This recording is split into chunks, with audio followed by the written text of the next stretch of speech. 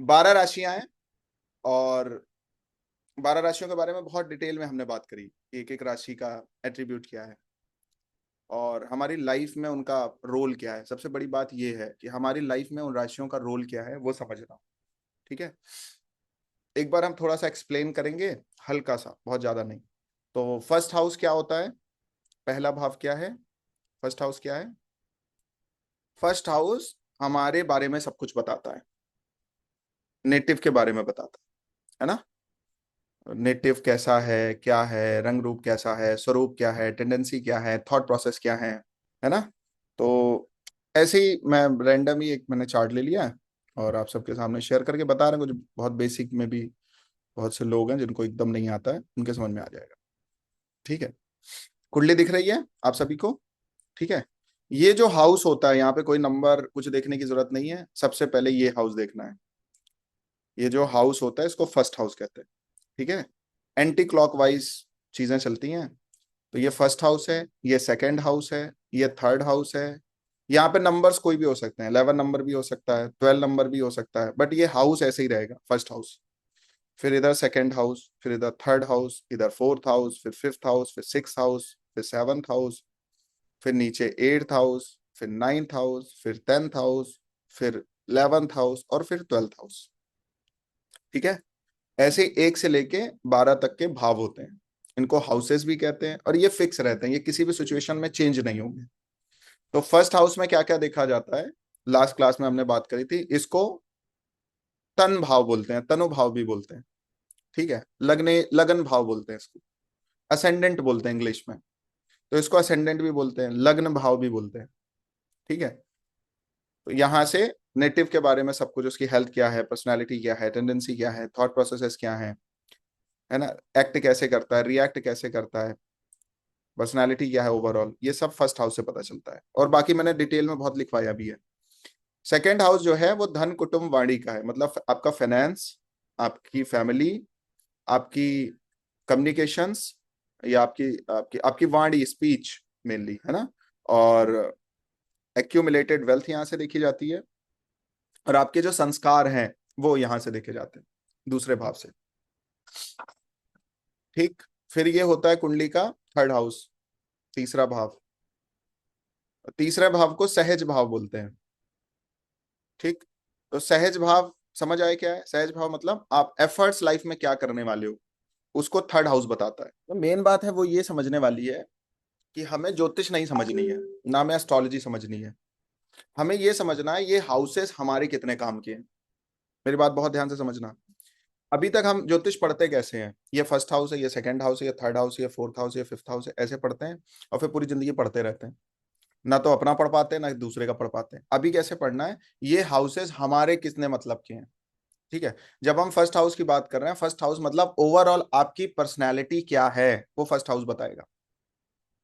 Personality क्या है ये भी बताएगा, पहली बात। दूसरी बात मेन जो है वो बहुत इंपॉर्टेंट है, हमारी पर्सनैलिटी कैसी होनी चाहिए ये भी बताएगा फर्स्ट हाउस। मतलब आपकी लगन में जो राशि पड़ी होगी वैसी आपकी पर्सनैलिटी होना चाहिए। आपको देखो लगन है क्या, बेसिकली लगन को समझने की कोशिश अगर आप करेंगे तो आपको समझ आएगा लगन क्या। आपकी पूरी की पूरी कुंडली को अगर कोई एक हाउस कोई रूल करता है वो है फर्स्ट हाउस, प्रथम भाव। हमारी लाइफ में जो भी हमें अचीवमेंट्स मिलेंगे, नोट करके लिखना है इस बात को, हमारी लाइफ में जो भी हमें अचीवमेंट्स मिलेंगे किसी भी रूप में, ये जो 12 भाव है ना, ये हमारे अचीवमेंट्स के हाउसेस हैं, लेकिन उनका जो मुख्य स्रोत है वो है लगन। हमारी लाइफ में हमें जो कुछ भी अचीवमेंट्स मिलेंगे वो केवल और केवल लगन के थ्रू ही मिलेंगे। जैसे मान लीजिए, एक सपोज आपने एक व्यक्ति देखा अपनी लाइफ में कि उसके पास बहुत सारा कंपटीशन आया, उसके पास बहुत सारा चैलेंज आया, उसके पास बहुत सारी प्रॉब्लम आई, उसके पास बहुत सारे एक एक और सिचुएशन आई जिसको उसने हैंडल करना और आगे बढ़ना है। ठीक है, तो कुछ लोग ऐसे आपको मिलेंगे जो कितनी भी वर्स्ट से वर्स्ट सिचुएशन उनकी लाइफ में आ रही, कितना भी खराब से खराब कंडीशन उनकी लाइफ में है, वो क्या करते हैं, यार आगे बढ़ो, निकलो यहां से, निकलना है हमें। एक ऐसे लोग मिलेंगे।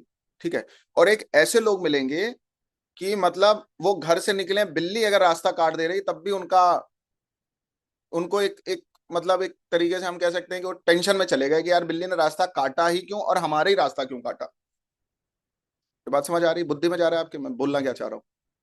मतलब क्या है, आप जितने ताकतवर होंगे आपके सामने जो चीजें आएंगी वो उतनी छोटी होती चली जाएंगी। हम हमारी लाइफ में हर चीज की रेमेडी करते हैं कि ये चीजें सही हो जाएं, ये चीज सही हो जाए, ये चीज सही हो जाए, ये चीज सही हो जाए, ये चीज सही हो जाए, ये सही सही हो जाए, पत्नी सही हो जाए, घर सही हो जाए, स्टाफ सही हो जाए, हाउस हेल्प करने वाले लोग ठीक हो जाएं, हमारा प्रोफेशन अच्छा हो जाए, मेरा बॉस अच्छा हो जाए, मेरा भाग्य सही हो जाए, मेरे दोस्त सही हो जाए, मेरे इन्वेस्टमेंट अच्छे हो जाए, मेरे को प्रॉफिट हो जाए, मेरे को पैसा हो जाए, मेरा खर्चा ना हो ही नहीं। कुछ ऐसे लोग मुझे मिले, कह रहे सर मेरा मेरा तो पैसे ही नहीं बच रहा है। तो मैंने कहा अच्छा बहुत अच्छी बात है। तो कह रहे सर सब खर्चा हो जाता है। मैंने कहा कमाते किस लिए हो भाई, खर्चा होने के लिए कमाते हो। कह रहे नहीं सर बच नहीं रहा मेरे पास पैसा। मैंने कहा अच्छा बहुत अच्छी बात है, बचना चाहिए भी नहीं। तो इस बात की टेंशन है पैसा नहीं बच रहा है। अरे भाई पैसा नहीं बच रहा कोई बात नहीं, कमाया भी तो जा सकता है, ज्यादा कमाओ, बचाने पे क्यों फोकस है। ओवरऑल जो बात है वो ये है मेरी, जो मैं मेन बात आपको बताना चाहता था, आप जितने मजबूत होंगे उसी हिसाब से आपकी कुंडली के सारे हाउसेस, उनसे रिलेटेड प्लैनेट्स वर्क करने वाले हैं। आपके मजबूत हुए बिना आपकी कुंडली का कोई भी हाउस बहुत अच्छे रिजल्ट्स नहीं देता है। इसलिए हमारा प्राइमरी फोकस ये होना चाहिए कि हमें अपने लगन पे काम करना है, सबसे पहला काम हमारा ये होना चाहिए। अगर हमें डर बहुत लगता है, फ्रस्ट्रेशन बहुत ज्यादा रहती है, कंफ्यूजन्स बहुत ज्यादा रहते हैं, है ना, क्लैरिटी हमें बहुत कम रहती है, कोई छोटी से छोटी चीजें हमें परेशान कर दे रही हैं, तो सारी चीजें छोड़ के पहले खुद पे काम करो, ये आपका लगन है। इससे फिर क्या होगा, कोई भी ऑड से ऑड सिचुएशन को आपको हैंडल करना आ जाएगा। अब आपके पास क्लाइंट आएंगे, आप खुद मान लो क्लाइंट हो आप में से, तो अब आपको अगर ऐसा बहुत डर लग रहा है, लाइफ में कुछ चीजें हैं जो आपको प्रॉब्लम क्रिएट कर रही हैं, कुछ और चीजें हैं जो ऐसी कर रही हैं, तो सबसे पहली रेमेडी क्या है, सबसे पहले ठीक क्या करना है, सबसे पहले लगन पे काम करना है। क्योंकि जो वो सिचुएशंस आपके सामने आ रहे हैं वो बाद की विषय हैं, वो तो हो सकता है आपका प्रारब्ध हो, उसको तो हैंडल करना किसी के हाथ में नहीं है ना भाई। जो चीज होनी है उसको हैंडल करना हमारे हाथ में नहीं है। जो हम है वो तो खुद को तो संभाला जा सकता है, खुद को तो खड़ा करा जा सकता है, खुद को तो एकदम स्टैचू बना के रखा जा सकता है, नहीं रखा जा सकता, रखा जा सकता है। और लगन जो है आपकी कुंडली का प्राइम हाउस है। क्यों हाउस है, क्योंकि ये केंद्र वाले घर को भी कवर करता है और त्रिकोण वाले घर को भी कवर करता है। यहाँ पे दोनों चीजें आके मिल जाती हैं। इसलिए आपकी कुंडली को ओवरऑल अगर कोई रूल कर रहा है तो लग्नेश रूल कर रहा है या लगन रूल कर रही है। आपकी कुंडली में लगन में जो राशि पड़ी होगी, आपको कोई भी चीज प्राप्त करने के लिए वैसी स्ट्रेटेजी बनानी पड़ेगी। एग्जाम्पल लेते हैं चलो थोड़ी देर के लिए। हमने 11 नंबर राशि की बात करी थी। 11 नंबर राशि में क्या क्या पढ़ाया था, पेज पलटो, तुरंत पलटो पेज, जहां लिखा हो पलटो, नहीं पता है तो तुरंत पलटो पेज। और उसमें से कुछ दो चार पांच बातें मैंने बहुत इंपॉर्टेंट बता दी थी कि एक आदमी है, उसका शरीर बहुत हट्टा कट्टा है, बहुत नौजवान टाइप का है, ठीक है, और वो एक पॉट लिए हुए और उस पॉट से जल निकाल रहा है और उस जल को किसी को पिला रहा है। तो मैंने यहाँ पे ये बात बताई थी कि जो एक्वारिस साइन है उसकी जो ओवरऑल जो फिलॉसफी है वो ये है कि आपको पहले अपनी लाइफ में खुद मजबूत बनना है, खुद काबिल बनना है। पहले सेवा नहीं करनी है, पहले खुद बड़ा कुछ अचीव करना है। जब आप वो बड़ा अचीव कर लेंगे फिर आपको सर्व करना है। और सर्व भी ऐसे बता के नहीं करना, जो जरूरतमंद मिले उसको सर्व करना है, क्योंकि बॉडी आपकी बहुत वैसी मस्कुलर बॉडी है। ऐसे सबको सर्व नहीं करेंगे। कोई खेती, हमारे यहाँ कोई फसल नहीं लगी है, कोई खेती नहीं है, हमें जो जरूरतमंद लगेगा, पीड़ित लगेगा, परेशान लगेगा, या हमारे थॉट में आ गया यार इसकी हेल्प होनी चाहिए, उसकी हम हेल्प करेंगे। तो अब यहाँ पे दो बातें हो गई। एक व्यक्ति वो मिलेगा जो सेम कुंभ लगन को लिए होगा, और वो क्या कर रहा होगा, वो शुरू से ही सोच रहा है छोटी छोटी हम किसी की हेल्प कर दें, छोटी छोटी चीजें कर लें, छोटे छोटा किसी को कर लें। तो अगर वो ऐसी चीजें कर रहा है तो अपनी लाइफ में भी वो स्टेबल नहीं है और किसी को स्टेबिलिटी दे भी नहीं पाएगा। तो उसको पहला फोकस सब कुछ छोड़ के क्या करना चाहिए, मुझे सबसे पहले खुद को इतना मजबूत करना है कि मैं अगर किसी की हेल्प करना चाहूं या किसी एक पर्टिकुलर सेक्टर में किसी की हेल्प करना चाहूं तो मैं पूरी कंट्री का भला कर दूं। मेरी बात समझ आ रही, दिमाग में आपके जा रहा है। पहले खुद को, अब जैसे मैं अभी 3 दिन पहले एक लड़की को कंसल्ट कर रहा था, काउंसलिंग कर रहा था उसकी थोड़ी सी, तो यही सेम कुंभ कुंभ लगन की कुंडली है। तो अभी वो मैंने उससे ऐसे ही इन जनरल पूछा तुम क्या क्या करते हो, कैसे करते हो, क्या है, ऐसी बात मेरी चल रही है। एज भी बहुत ज्यादा नहीं है, उसको ग्रो करना है बहुत लाइफ में। उनकी मदर ने कंसल्टेंसी बुक करी थी कि आप सर इनको इसको थोड़ा गाइड करो। तो कह रहे सर मुझे दूसरों की हेल्प करना बहुत अच्छा लगता है, दूसरों को एंटरटेन करना बहुत अच्छा लगता है, मैं कुछ भी मुझे बहुत अच्छा लगता है। मैंने उसको यही बात बोली, मैंने कहा बेटा ये बताओ, अभी आप सपोज 1 करोड़ कमा रहे हो, उस 1 करोड़ में कितनी हेल्प कर लोगे किसी की? आपके अपने भी यूएस में तो खर्चे हैं, ठीक है। उसके बाद आप सपोज 10 करोड़ कमाने लगे, 50 करोड़ कमाने लगे, 100 करोड़ कमाने लगे, कुछ ऐसा आपने कर लिया जिससे आप और काबिल बन गए और मजबूत बन गए। तो हो सकता है आप 5-10 साल किसी की हेल्प ना कर पाए, लेकिन जब आप 10 साल बाद खड़े होंगे तब भी तो आप किसी की बहुत बड़ी हेल्प कर सकते हैं। तो एक्वारिस जो साइन है उसके लिए सबसे पहली बात क्या है कि पहले खुद को इतना काबिल बनाओ कि जब आप करने के लिए खड़े हो तो बाढ़ आ जाए, फिर आपको सोचना ना पड़े पैसा आएगा कहाँ से, चीजें आएंगी कहाँ से, होगा कहाँ से। समझ में आ रही है बात? ये साइकोलॉजी है। ये इसीलिए एस्ट्रोलॉजी पढ़ी जाती है, मांगलिक दोष बताने के लिए ज्योतिष नहीं पढ़ी जाती है कि तुम्हारी कुंडली का 5th लॉर्ड यहाँ बैठा है और ये करेगा। इसके लिए एस्ट्रोलॉजी नहीं है। एस्ट्रोलॉजी किसके लिए है कि आप अपनी लाइफ को प्लान कैसे करोगे, आप अपनी लाइफ में कुछ बड़े डिसीजंस कैसे लोगे, एग्जीक्यूशन में खुद को कैसे लेके जाओगे। अब जैसे मान लो किसी की धनु लगन की कुंडली हो, धनु लगन की कुंडली हो, तो ये लोग, इनको ऐसा बोला जाता है ये ऑलराउंडर होते हैं, ये किसी भी जगह पे किसी भी सब्जेक्ट पे फोकस कर देंगे, उसमें एक्सट्रीम लेवल पे जा सकते हैं। बट इनके साथ प्रॉब्लम क्या होगी, अगर ये एक साथ 5 काम करना चाहेंगे तो कभी सक्सेसफुल नहीं हो सकते, कभी नहीं हो पाएंगे, पूरी लाइफ में सक्सेसफुल नहीं हो पाएंगे।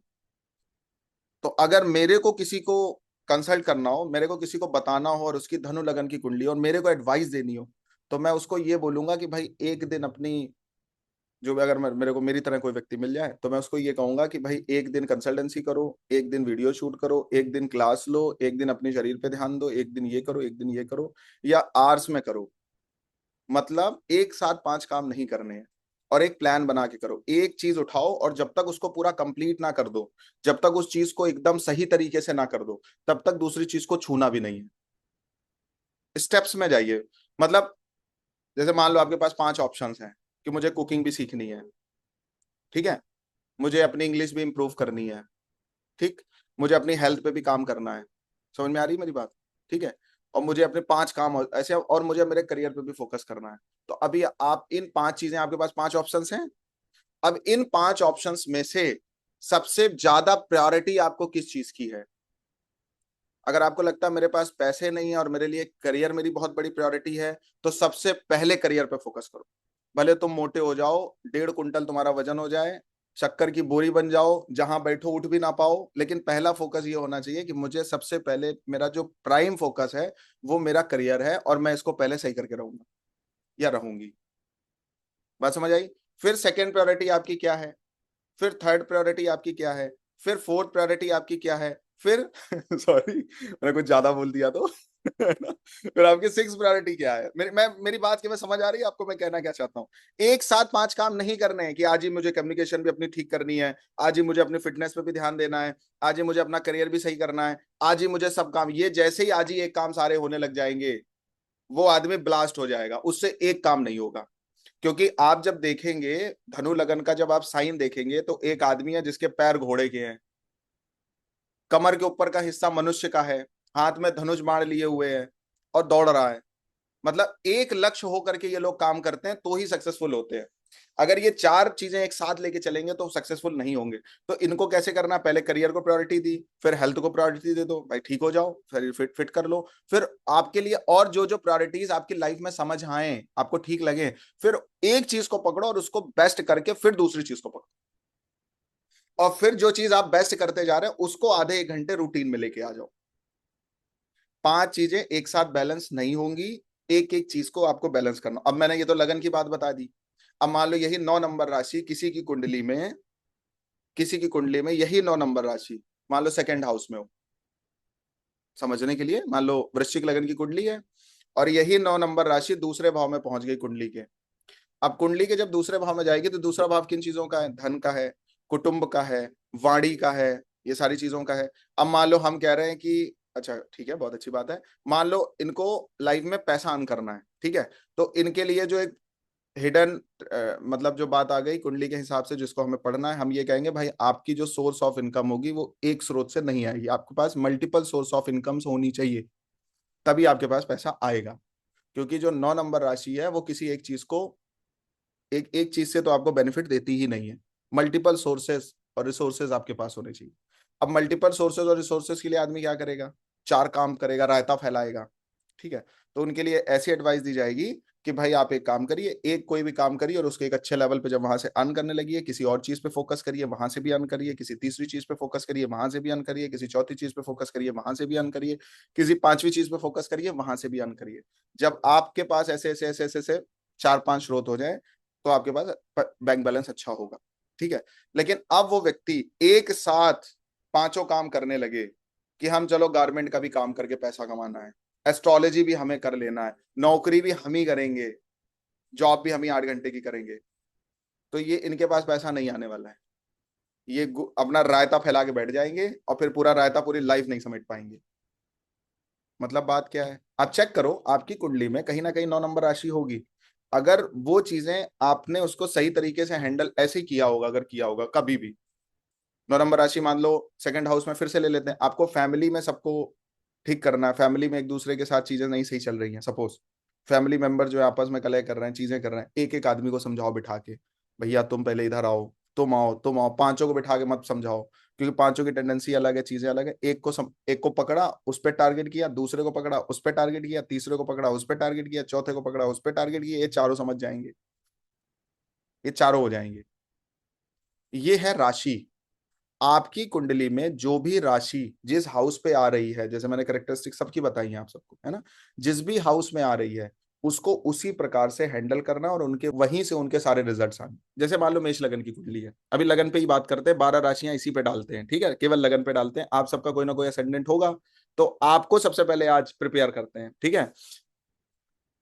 तुम्हारा काम हो गया भाई, जितना जितने लोगों का असेंडेंट है, आज मजा आने वाली है। एरिस लग्न, मतलब मेष लगन की अगर किसी की कुंडली है, ठीक है।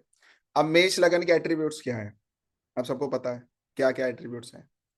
टॉप पे जाना है, क्विक एक्शन टेकर बोला गया है, क्विक डिसीजन मेकर बोला गया है 1 नंबर राशि को। एचओडी बोला गया, हेड ऑफ डिपार्टमेंट, ठीक है। 1 नंबर राशि में और क्या क्या एट्रीब्यूट्स लिखा है आप सबको पता होगा।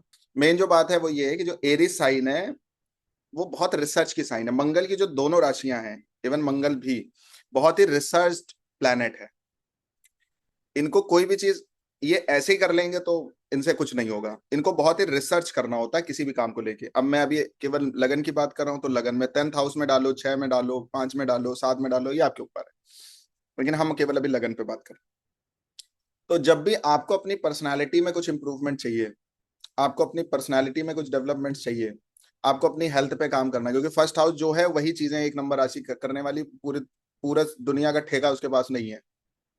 आपकी साइकोलॉजी, आपकी फिटनेस, आपकी हेल्थ, यही फर्स्ट हाउस है ना। आपकी टेंडेंसी, आपकी ओवरऑल पर्सनालिटी, यही तो फर्स्ट हाउस है। और क्या है फर्स्ट हाउस। अब फर्स्ट हाउस में जो राशि पड़ी है उसके हिसाब से आपको अपनी पर्सनालिटी बनानी है, उस हिसाब से आपको डिसीजंस लेने हैं, उस हिसाब से अपने ब्रेन को एक्टिव करके रखना है, उस हिसाब से आपका प्रेजेंटेशन होना चाहिए। तो सबसे पहले मेष लगन जो है, मेष लगन की जो कुंडली होती है, जिनके लिए, उनको सबसे पहले अपने ड्रेसिंग सेंस पे काम करना होता है। और आप चेक करेंगे जिनकी कुंडली में लगन को मंगल देख रहा हो, या लग्नेश चाहे एरिस हो चाहे स्कॉर्पियो हो, या जो लग्नेश आपकी कुंडली में कोई भी बना उसके साथ मंगल बैठा हो, आप देखेंगे अगर ये लाइफ में बहुत ग्रो कर रहे हैं तो इन्होंने अपने ड्रेसिंग सेंस पे काम किया होगा। सबसे पहला काम जो करना होता है वो अपनी ड्रेसिंग सेंस पे काम करना है, और उसके लिए रिसर्च करते रहना है कि मेरी बॉडी को क्या सूट करेगा, कैसे सनग्लासेस सूट करेंगे, ठीक है, कैसा चश्मा सूट करेगा, कैसी हेयर स्टाइल सूट करेगी, कैसे स्किन केयर सूट करेगा। समझ में आ रही है बात। और उसमें आपको रिसर्च करना पड़ेगा। आजकल ऐसी बहुत सारी एप्स आ गई है ना, कि जो बता देती हैं आपको कि आपकी आपके फेस के अकॉर्डिंग हेयर स्टाइल कौन सी सूट करने वाली है आपको। अभी जैसे देखा जाए तो, हाँ दृष्टि भी डाल रहा है, जैसे अभी सबसे ज्यादा स्टाइलिश एक्टर कौन है। वैसे एक्टर तो सारे स्टाइलिश होते हैं, जितने भी आप एक्टर को देखेंगे, एक्ट्रेसेस को देखेंगे, सारे स्टाइलिश होते हैं। वो तो ट्रेंड सेट करते हैं, उसको बाकी लोग फॉलो करते हैं, लेकिन फिर भी हम देखें तो रणवीर सिंह जो है वो थोड़ा सा अपने इन सब चीजों पे बहुत काम करता है ना। ड्रेसिंग सेंस उसकी बहुत ज्यादा अट्रैक्टिव रहती है। आप देखो 10th हाउस में मंगल है, 4th एस्पेक्ट से लगन को देख रहा है। कुंडली चेक करना। तो चाहे मेष लगन की कुंडली हो या 8 नंबर राशि की कुंडली हो, या मंगल किसी भी तरीके से फर्स्ट हाउस को देख रहा हो, या लग्नेश के साथ कोई भी कंजंक्शन बना के बैठा हो, या कोई रिलेशन बिल्ड करके बैठा होगा, बाद में भी बताएंगे रिलेशन कैसे बिल्ड होता है, बट अभी समझ लीजिए, जिनको आता है थोड़ा बहुत उनके लिए बात है, बाकी चिंता नहीं करनी। सबसे पहला काम इनको अपनी ड्रेसिंग सेंस पे करना चाहिए। अपनी पर्सनालिटी इंप्रूवमेंट करनी है तो क्या करना पड़ेगा, रिसर्च करना पड़ेगा खुद पे, कौन सी मेडिसिन हमें सूट करेगी, कौन सी चीजें। इनको पैथी कंफर्म नहीं हो पाती है कई टाइम तक, इनको बहुत टाइम के बाद कभी कहेंगे एलोपैथी मुझे सूट करेगी, किसी को आयुर्वेदी सूट करेगा, किसी को होम्योपैथी सूट करेगी। तो आपको अगर हेल्थ में चीजें सही चाहिए तो आपको सबसे पहले अपने डाइट पे काम करना पड़ेगा। मुझे कौन सा अनाज सूट करेगा, यहां तक आपको रिसर्च करनी पड़ेगी अगर आपकी हेल्थ खराब है, या आपकी हेल्थ खराब रहती है तो। यहां तक बात होती है हेल्थ में।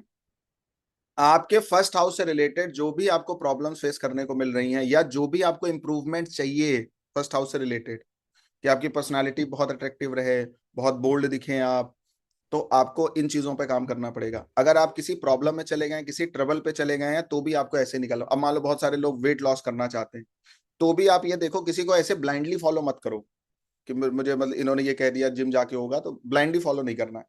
चेक करना है कि मैं वेट लॉस करने के बहुत सारे तरीके हैं, कीटो डाइट भी आ गई है, बहुत सारे ऐसे तरीके हैं ना, कोई दौड़ लगा रहा है, कोई कुछ लोग मैंने ऐसे देखे 10-15 किलोमीटर केवल दौड़ते हैं शूज पहन के, वो कोई जिम नहीं जाते, उनकी शरीर फिट है पूरी तरीके से। कोई अपने खाने पीने पे बहुत नियंत्रण रखता है, कोई कुछ कर रहा है, कोई कुछ कर रहा है, कोई कुछ कर रहा है ना। तो ऐसे करके अलग अलग लोग अपनी फिटनेस पे फोकस करते हैं, और सारे जिम को ही केवल अप्रिशिएट नहीं कर रहे हैं। ठीक है, बहुत सारे ऐसे भी लोग हैं जो और भी तरीके मतलब अडेप्ट करते हैं अपने को फिट करने के लिए।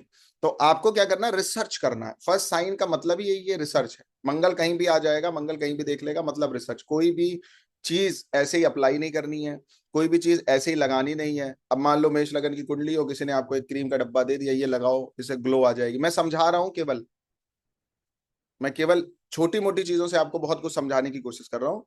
किसी ने आपको एक क्रीम दे दी, इसको चेहरे पे लगाना, पूरा पूरा आपकी स्किन ही बर्न हो गई, आपको पता ही नहीं है कि हमारी स्किन टाइप कौन सा है, ये क्रीम मुझे सूट करेगी भी कि नहीं करेगी। इतनी आपको नॉलेज रखनी पड़ेगी। अपने फर्स्ट हाउस से रिलेटेड जितनी चीजें फर्स्ट हाउस में आती हैं, उनको बहुत ही रिसर्च लेवल पे करना पड़ेगा। दूसरी बात, अब जो मेन बात है वो लिखो। हमने अभी कुछ शब्दों का प्रयोग किया यहाँ पे, हमने लिखा है HOD, हेड ऑफ डिपार्टमेंट। आपकी पर्सनैलिटी, आपकी आपके थॉट प्रोसेस, ठीक है, आपके डिसीजंस लीडर्स की तरीके से होने चाहिए, कि आपको लोग फॉलो करें, ना कि आप दूसरे को फॉलो करें। समझ आ रही है बात। फिर एक बात हमने क्या लिखाई थी, प्रोटेक्टर का साइन है। 1 नंबर जो राशि है वो प्रोटेक्टर का साइन भी है। प्रोटेक्टर का मीन्स क्या है, आपको अपनी लाइफ में जिनसे भी मिलना है, जुलना है, चीजें करनी है, वहां पे सबसे पहला ये काम करना चाहिए कि भाई ये जो व्यक्ति है जिससे हम मिलने जा रहे हैं, चीजें करने जा रहे हैं, जो कुछ भी है, किसी भी तरीके का बिजनेस करना है, कुछ भी जो भी आपको लगता है, क्योंकि फर्स्ट हाउस जो है वो पूरे के पूरे चार्ट को रीड करता है ना। ये इस पर आपका ब्लाइंड जब तक ट्रस्ट ना हो, ब्लाइंड जब तक फेथ ना हो, तब तक आप उसको ऑब्जर्व करिए, ऐसे किसी पे विश्वास मत करिए। यहां तक बोला गया जिनकी मेष लगन की कुंडली है, उनको अपने सीक्रेट्स भी रिवील नहीं करने चाहिए बहुत जल्दी, किसी के साथ बहुत जल्दी खुलना नहीं चाहिए, किसी के साथ बहुत जल्दी घुलना मिलना नहीं चाहिए। लाइफ में ग्रो करने के लिए बहुत जरूरी है आपके लिए एक्सरसाइजेस करना, बहुत जरूरी है। हेल्थ के अभी उससे बता रहे हैं केवल, फर्स्ट हाउस जिन चीजों को लेके चलता है, राशि को उसी से कनेक्ट करना है केवल। अब अगर हम ओवरऑल प्रिडिक्शन करने की कोशिश करें कि चलो मेष लगन की कुंडली है, उसकी ओवरऑल प्रिडिक्शंस करते हैं, फिर क्या होगा, 2 नंबर राशि दूसरे भाव पे आएगी। तो 2 नंबर राशि के लिए हमने क्या क्या प्रिडिक्शंस बताई थी आपको, ऐसे ही बता दे रहे हैं। क्या क्या बताया था भाई, फ्लो में होना चाहिए, कॉन्टिन्यूअस होना चाहिए, है ना, कंसिस्टेंसी होनी चाहिए। तो किन चीजों में कंसिस्टेंसी होगी, फैमिली को टाइम दो रेगुलर। अगर मम्मी से बात करनी है, आप बाहर हो, पढ़ रहे हो, मम्मी से बात करनी है, फैमिली में किसी से बात करनी है, रिलेशनशिप में उससे बात करनी है, तो कंसिस्टेंसी रखनी पड़ेगी, बिना रखे काम नहीं चलेगा। आपको देखो दूसरा भाव पता है क्या, कमाने वाला पैसा नहीं है, अर्निंग नहीं है वहां पे। जो आप कमा रहे हो वो रखने का पैसा है, और उस रखने से वो बढ़े भी। तो लोग क्या करते हैं, जब पैसा अकाउंट में ज्यादा होता है तो सोचते हैं एफडी करा लें, वो भी सेकंड हाउस हो जाता है। कोई ज्वेलरी ले लें, वो भी सेकंड हाउस हो जाता है। ठीक है, वो पैसा जो आपके अकाउंट में रखा है वो बढ़े, ये दूसरा भाव है। मेरी बात समझ आ रही है आपको, मैं बोलना क्या चाह रहा हूँ? एक तो ऐसे रखा हुआ है घर में, और एक ये कि आपने उसको किसी ऐसी जगह रखा हुआ है जिससे वो थोड़ा बहुत 10%, 5%, 7% इंक्रीज भी हो रहा है। चाहे आप गोल्ड में लगा दो, चाहे आप किसी ज्वेलरी में लगा दो, कहीं पे भी, चाहे आप कोई बॉन्ड रख लो, कुछ कर लो। तो अब इनको जिनकी कुंडली में 2 नंबर राशि दूसरे भाव पे पड़ी है, इनको अपनी लाइफ में सेविंग्स चाहिए, मान लो एक सिक्योर लाइफ चाहिए, आगे चल के इनको 50-60 करोड़ अपने अकाउंट में रखना है। तो इनको क्या करना पड़ेगा? 2 नंबर राशि क्या है? कंसिस्टेंसी की है, फ्लो की है। भाई कुछ एसआईपी लो लाइफ में, कुछ म्यूचुअल फंड्स लो, कुछ एसआईपी लो। और उसमें क्या है, सिस्टमेटिकली आपको एसआईपी का मीन भी यही है कि हर महीने इस पर्टिकुलर डेट में, या आपने अगर डिसाइड किया कि मुझे 10,000 एक महीने में इन्वेस्ट करना है, या 5,000 मुझे इस महीने इन्वेस्ट करना है, तो 5,000 इन्वेस्ट होना ही चाहिए। कंसिस्टेंसी होनी चाहिए, फ्लो में वो चीज होनी चाहिए, तभी यहाँ पैसा बढ़ेगा। आप चाहते हैं हमारी फैमिली या हमारी रिलेशनशिप बची रहे, या जो कुछ भी है, जिस जो भी हमारे बहुत क्लोज में लोग हैं जिनको हम अपना परिवार की तरह मानते हैं, तो उनको भी वक्त देना पड़ेगा, टाइम देना पड़ेगा, और उनके साथ भी जो है रिलेशन आपको बिल्ड करके रखना पड़ेगा, उनको इंपॉर्टेंस देनी पड़ेगी। क्यों? क्योंकि 2 नंबर राशि दूसरे भाव में। और तीसरी बात सबसे बड़ी क्या है, हार्ड वर्किंग साइन जो है वो 2 नंबर राशि है। सबसे ज्यादा अगर कोई हार्ड वर्क करता है तो वीनस ही करता है, वीनस से ज्यादा कोई हार्ड वर्क नहीं करता। जिनके पास किसी भी तरीके का सुख आया है, जिनके पास किसी भी तरीके का पैसा आया है, साधन आया है, ऐशो आराम आया है, उन्होंने बहुत बड़ी तपस्या करी है, तब उनके पास आता है। ऐसे थोड़ी आ जाता है किसी के पास। और अगर वंश में किसी के पास आ गया, किसी को ऐसे मिल गया, तो उसने पूर्व जन्म में करी होंगी तो मिला है, ऐसे नहीं मिला है। ऐसे 1 रुपए आपको नहीं मिल सकता है, रोड पे पड़ा हुआ सिक्का भी आपको ऐसे नहीं मिलेगा। तो पूर्व जन्म में या तो आपने मेहनत करी है तो इस जन्म में मिल जाता है, या तो आपके माता पिता ने मेहनत करी होगी तो आपको मिलेगा। मतलब 2 नंबर राशि आपकी कुंडली के जिस भी हाउस में पड़ेगी, उस चीज को प्राप्त करने के लिए आपको कंसिस्टेंसी रखनी है। उस चीज को प्राप्त करने के लिए आपको फ्लो में चलना पड़ेगा। उस चीज को प्राप्त करने के लिए बहुत हार्ड वर्क करना पड़ेगा। उस काम को करने के लिए कम से कम 5 से 7 साल देने पड़ेंगे, तब वो चीज आपको अचीव होगी। चाहे वो थर्ड हाउस में पड़े, चाहे फोर्थ हाउस में पड़े, चाहे सेवंथ हाउस में पड़े, चाहे फिफ्थ हाउस में पड़े, चाहे 10th हाउस में पड़े। आपकी कुंडली के जिस भी हाउस में 2 नंबर राशि पड़ेगा, वहां पे आपको इतनी चीजें करनी पड़ेंगी। अब मान लो दूसरे भाव में पड़ी है, ये अपनी सेविंग पे काम करना चाहें, ये अपने फाइनेंस पे काम करना चाहें, तो इनको इन्हीं तरीकों पे जाना पड़ेगा कि भैया हमें 100 रुपए, 200 रुपए, 300 रुपए, 500 रुपए। कुछ ऐसे आप दुकानदार को देखोगे कि जो रोज की एलआईसी की पॉलिसी लेते हैं, रोज 100 रुपए डालते हैं, रोज 500 रुपए डालते हैं, रोज 1,000 रुपए डालते हैं। देखा है कभी आपने ऐसे लोग? उनके पास खूब बैंक बैलेंस हो जाता है। कुछ लोग ऐसे मिलेंगे, आप में से भी बहुत लोग होंगे कि उनकी एसआईपी जाती होगी हर महीने। अब कोई कह रहा वृषभ लगन ही हो तो क्या होगा? वृषभ लगन, 2 नंबर राशि अगर लगन में आ गई है तो क्या है, क्या प्रिडिक्शन है? आपको अगर अपनी हेल्थ पे काम करना, अपनी चीजों पे काम करना, तो आपको हार्ड वर्क करना पड़ेगा, कंसिस्टेंसी रखनी पड़ेगी। मान लो आप वर्कआउट करते हो, कुछ करते हो, तो आपको रोज जाना है, रेगुलर बेसिस पे जाना है। कोई भी काम आपको करना है तो रेगुलर बेसिस पे करना है। अगर आपने 8 बजे फिक्स किया तो 8 बजे कर ही लेना है। इसको बोलते हैं कंसिस्टेंसी। कंसिस्टेंसी जो शब्द है, ठीक है, डिसिप्लिन जो शब्द है, वो मेनली जो है वो 2 नंबर राशि का शब्द है। हार्ड वर्क जो शब्द है वो 2 नंबर राशि। आपको बहुत मेहनत कहाँ करनी है, हार्ड वर्क कहाँ पे करना है?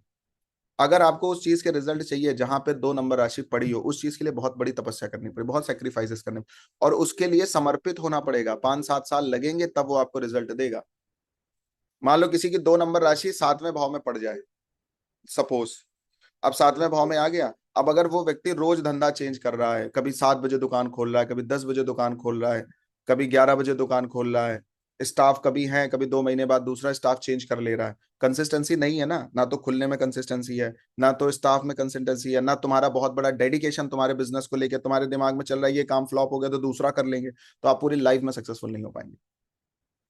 मतलब या तो आपको कोई काम पकड़ना नहीं है, बैल को देखते हो बैठा रहता है, आराम से खाता है, या तो कोई काम पड़ेगा, पकड़ेगा नहीं, पकड़ेगा तो पूरा वो काम खत्म करके ही फिर वो सांस लेगा। ये बैल है ये, 2 नंबर राशि वृषभ राशि, बैल का ही तो इंडिकेशन है प्रॉपर। अगर आपने कोई चीज पकड़ ली है, तो वो चीज जब तक आपको अचीव नहीं हो जाएगी, जब तक आप रुकेंगे नहीं। इस लेवल का अगर डेडिकेशन है तो 2 नंबर राशि आपको रिजल्ट देने के लिए खड़ी है। पीछे पड़ जाओ, 2 नंबर राशि का मतलब पीछे पड़ना है। आपको कोई पोजीशन चाहिए, 10th हाउस में 2 नंबर राशि पड़ी है, तो पीछे पड़ जाओ कि मुझे ये चीज चाहिए ही चाहिए। वो मिल जाएगी आपको। 6 नंबर हाउस में, 6 हाउस में अगर 2 नंबर राशि पड़ी है, आप में से बहुत सारे लोग हैं जिनकी हो सकता है 2 नंबर राशि 6 हाउस में पड़ी हो। आपने अगर ठान लिया मुझे ये नौकरी चाहिए, मुझे इतना पैसा मंथ का कमाना है, मुझे ईयर का इतना पैसा कमाना है, तो वो आ जाएगा। पीछे पड़ जाओगे तो तुरंत नहीं आएगा, 2 4 5 साल लगेगा, लेकिन वो पैसा आने लगेगा आपके पास। वो जॉब आपकी लग जाएगी, जो आप जॉब चाहोगे, जो नौकरी चाहोगे वो नौकरी आपकी लग जाएगी। 2 नंबर राशि अगर 6 नंबर हाउस में है, इसका मतलब क्या है, आपको पड़े रहना पड़ेगा, पीछे पड़े रहना पड़ेगा, तब वो चीज आपके हाथ लगेगी। अब प्रीति जी कह रहे हैं 11th हाउस में होगा तो क्या होगा। 11th हाउस किन चीजों का होता है, कनेक्ट करिए। 11th हाउस किन चीजों का होता है, कनेक्ट करिए ना। 11th हाउस फ्रेंड्स का है, सोशल सर्कल का है, चैरिटेबल ऑर्गेनाइजेशंस का है, एनजीओ का है, आपके एल्डर्स का है। बड़ों के पीछे पड़े रहना पड़ेगा। आपको कोई भी चीज लाइफ में चाहिए, आपको पीछे पड़ना पड़ेगा, अपने डिजायर के पीछे भागना पड़ेगा। 11th हाउस डिजायर भी है, वहां पे कंसिस्टेंसी रखनी पड़ेगी, वहां पे चीजें करनी पड़ेंगी। अब ऐसे एक एक चीज का आंसर नहीं दे पाएंगे, बट मेरे लॉजिक समझने की कोशिश करो, बाकी आएंगे हर एक हाउस पे। सो कनेक्ट करिएगा। 2 नंबर राशि आपकी कुंडली के जिस भी हाउस में होगी, उस चीज को रेगुलर बेसिस पे करना है, टाइम पंचुअलिटी के साथ करना है, सेक्रीफाइस करते हुए करना है, हार्डवर्क करते हुए करना है, कम से कम 3 4 साल का वक्त लेके करना है, नहीं तो नहीं करना है। अदरवाइज आप छोड़ दीजिए। जिस काम में आप मेहनत नहीं करना चाहते, जिस काम को आप, अब मान लो 2 नंबर राशि दूसरे भाव में पड़ी है, आपने कोई एलआईसी की पॉलिसी ली है, कुछ ली, आपको डाउट है कि हम 5 साल तक हो सकता है दे ही ना पाए, मत करो, और छोटे अमाउंट में करो। काम वही करना है आपको जितना आप कर सको, जितना आप अफोर्ड कर सको, लेकिन रोज कर सको। समझ में आ रही है बात आपके, दिमाग में जा रहा है। 2 नंबर राशि, अभी और भी बहुत कुछ समझ में आएगा, अभी धीरे धीरे समझ में आएगा। मैं अभी केवल प्रैक्टिकल बातें कर रहा हूँ, कुंडली वाली बातें अभी नहीं कर रहा हूँ। जो ज्योतिष वाली बातें अभी उस पर हम जा ही नहीं रहे हैं, क्योंकि मुझे सबसे पहला मेरा काम ये है कि आप अपनी कुंडली को पहले सही से समझना चालू करो, उसके बाद वो बातें भी कर लेंगे। देखिए क्या है, 3 नंबर राशि क्या है, कम्युनिकेशन की राशि है, कॉन्फिडेंस की राशि है। सबसे पहला तो ये काम है कि जहां पे 3 नंबर राशि आपकी कुंडली में है, उस चीज को लेकर के अगर कांप रहे हो, तो वो चीज पूरी लाइफ आपसे नहीं होने वाली। डर नहीं होना चाहिए उस काम को करने के लिए। सबसे पहला काम ये करना है, कॉन्फिडेंस अपने को ले आना है। मान लो 7 नंबर हाउस में पड़ी है 3 नंबर राशि, कोई आप बिजनेस करना चाहते हो, किसी क्लाइंट के पास जाना चाहते हो, कुछ भी आप ऐसा है जो जहां पे 3 नंबर राशि पड़ी है, डर का नामो निशान नहीं होना चाहिए। और डर ऐसे जाता नहीं है, उसके लिए मेहनत करनी पड़ती है, उसके लिए इंप्रूव करना पड़ता है, उसके लिए फेस करना पड़ता है। आप में से बहुत सारे लोग होंगे वीडियो बनाना चाहते होंगे, रील बनाना चाहते होंगे, यूट्यूब पे डालना चाहते होंगे, क्लास लेना चाहते होंगे, लेकिन नहीं हो रहा होगा। रीजन क्या, जब तक आप फेस नहीं करेंगे तब तक रेस में नहीं आ पाएंगे। तो फेस करना पड़ेगा। आपकी कुंडली में 3 नंबर राशि जिस भी हाउस में होगी, सबसे पहला काम ये करना है, उस व्यक्ति को, उस स्थिति को, जैसे प्लेस, पर्सन और थिंग। नाउन की डेफिनेशन क्या है, noun is the name of any person, place और थिंग। ये याद रख लो अपने दिमाग में, नाउन की डेफिनेशन हर जगह एप्लीकेबल हो जाएगी।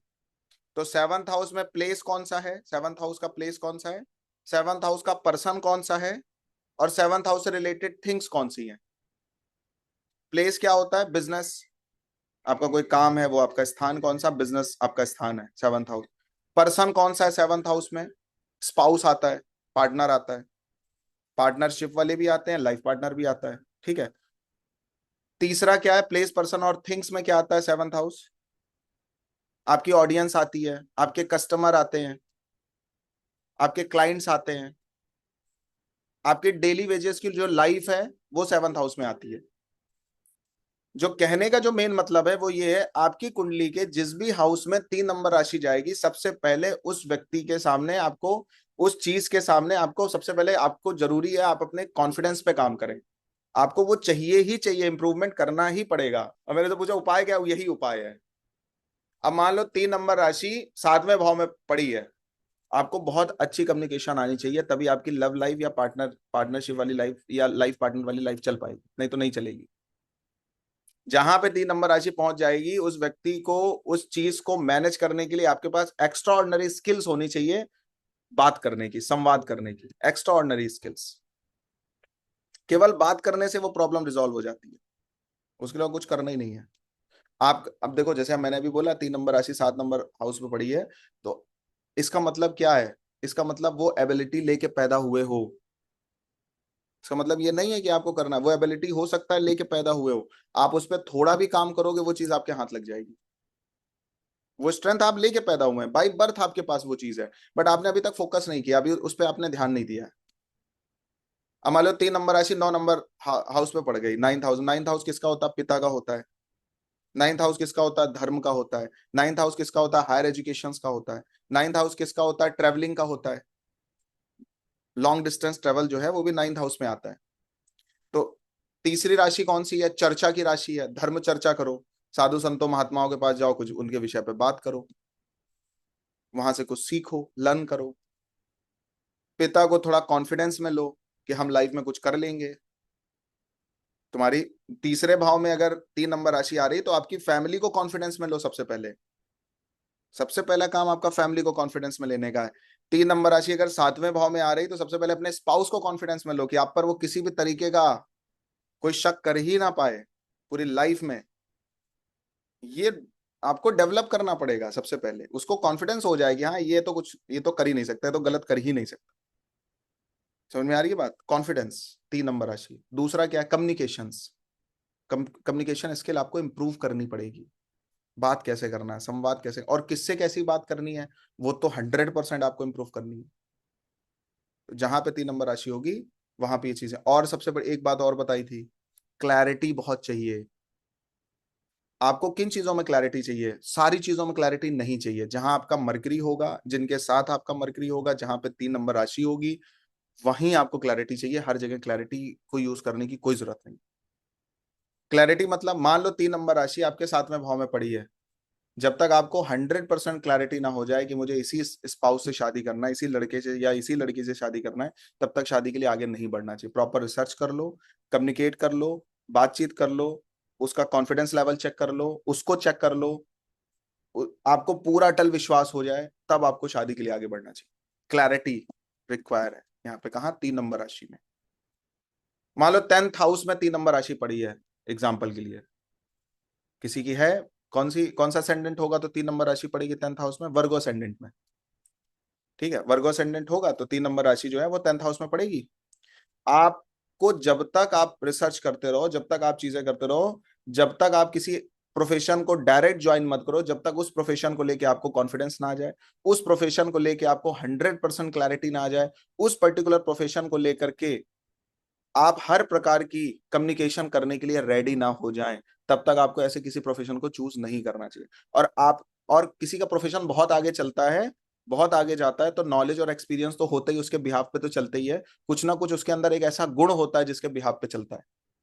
तो आपके लिए जो सबसे बड़ा गुण है वो यही है। देखो हम क्या करते हैं ना हमारी लाइफ में, बात मेरी समझने की कोशिश करना, हम क्या करते हैं, हम हमारी लाइफ के ज्यादातर डिसीजंस ऐसे लोगों से पूछ के लेते हैं जिनको अपने बारे में ही नहीं पता है। तो एस्ट्रोलॉजी पढ़ने से क्या होगा? अगर आप सही तरीके से ज्योतिष पढ़ रहे हैं तो होगा क्या, या एस्ट्रोलॉजर के पास आने से फायदा क्या होगा? दोनों बातें हैं।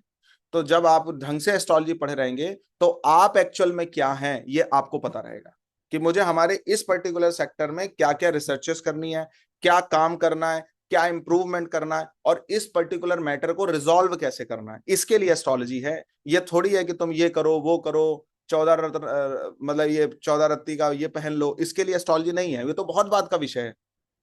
जब सामने वाला कहे कि मैं ट्राई कर रहा हूँ, एफर्ट्स कर रहा हूँ, मेरे से हो नहीं रहा है, मेरे से हैंडल नहीं हो रहा है, अब आपको ये उपाय बताओ, तो उपाय है। उपाय पहले बताने वाली चीज नहीं है।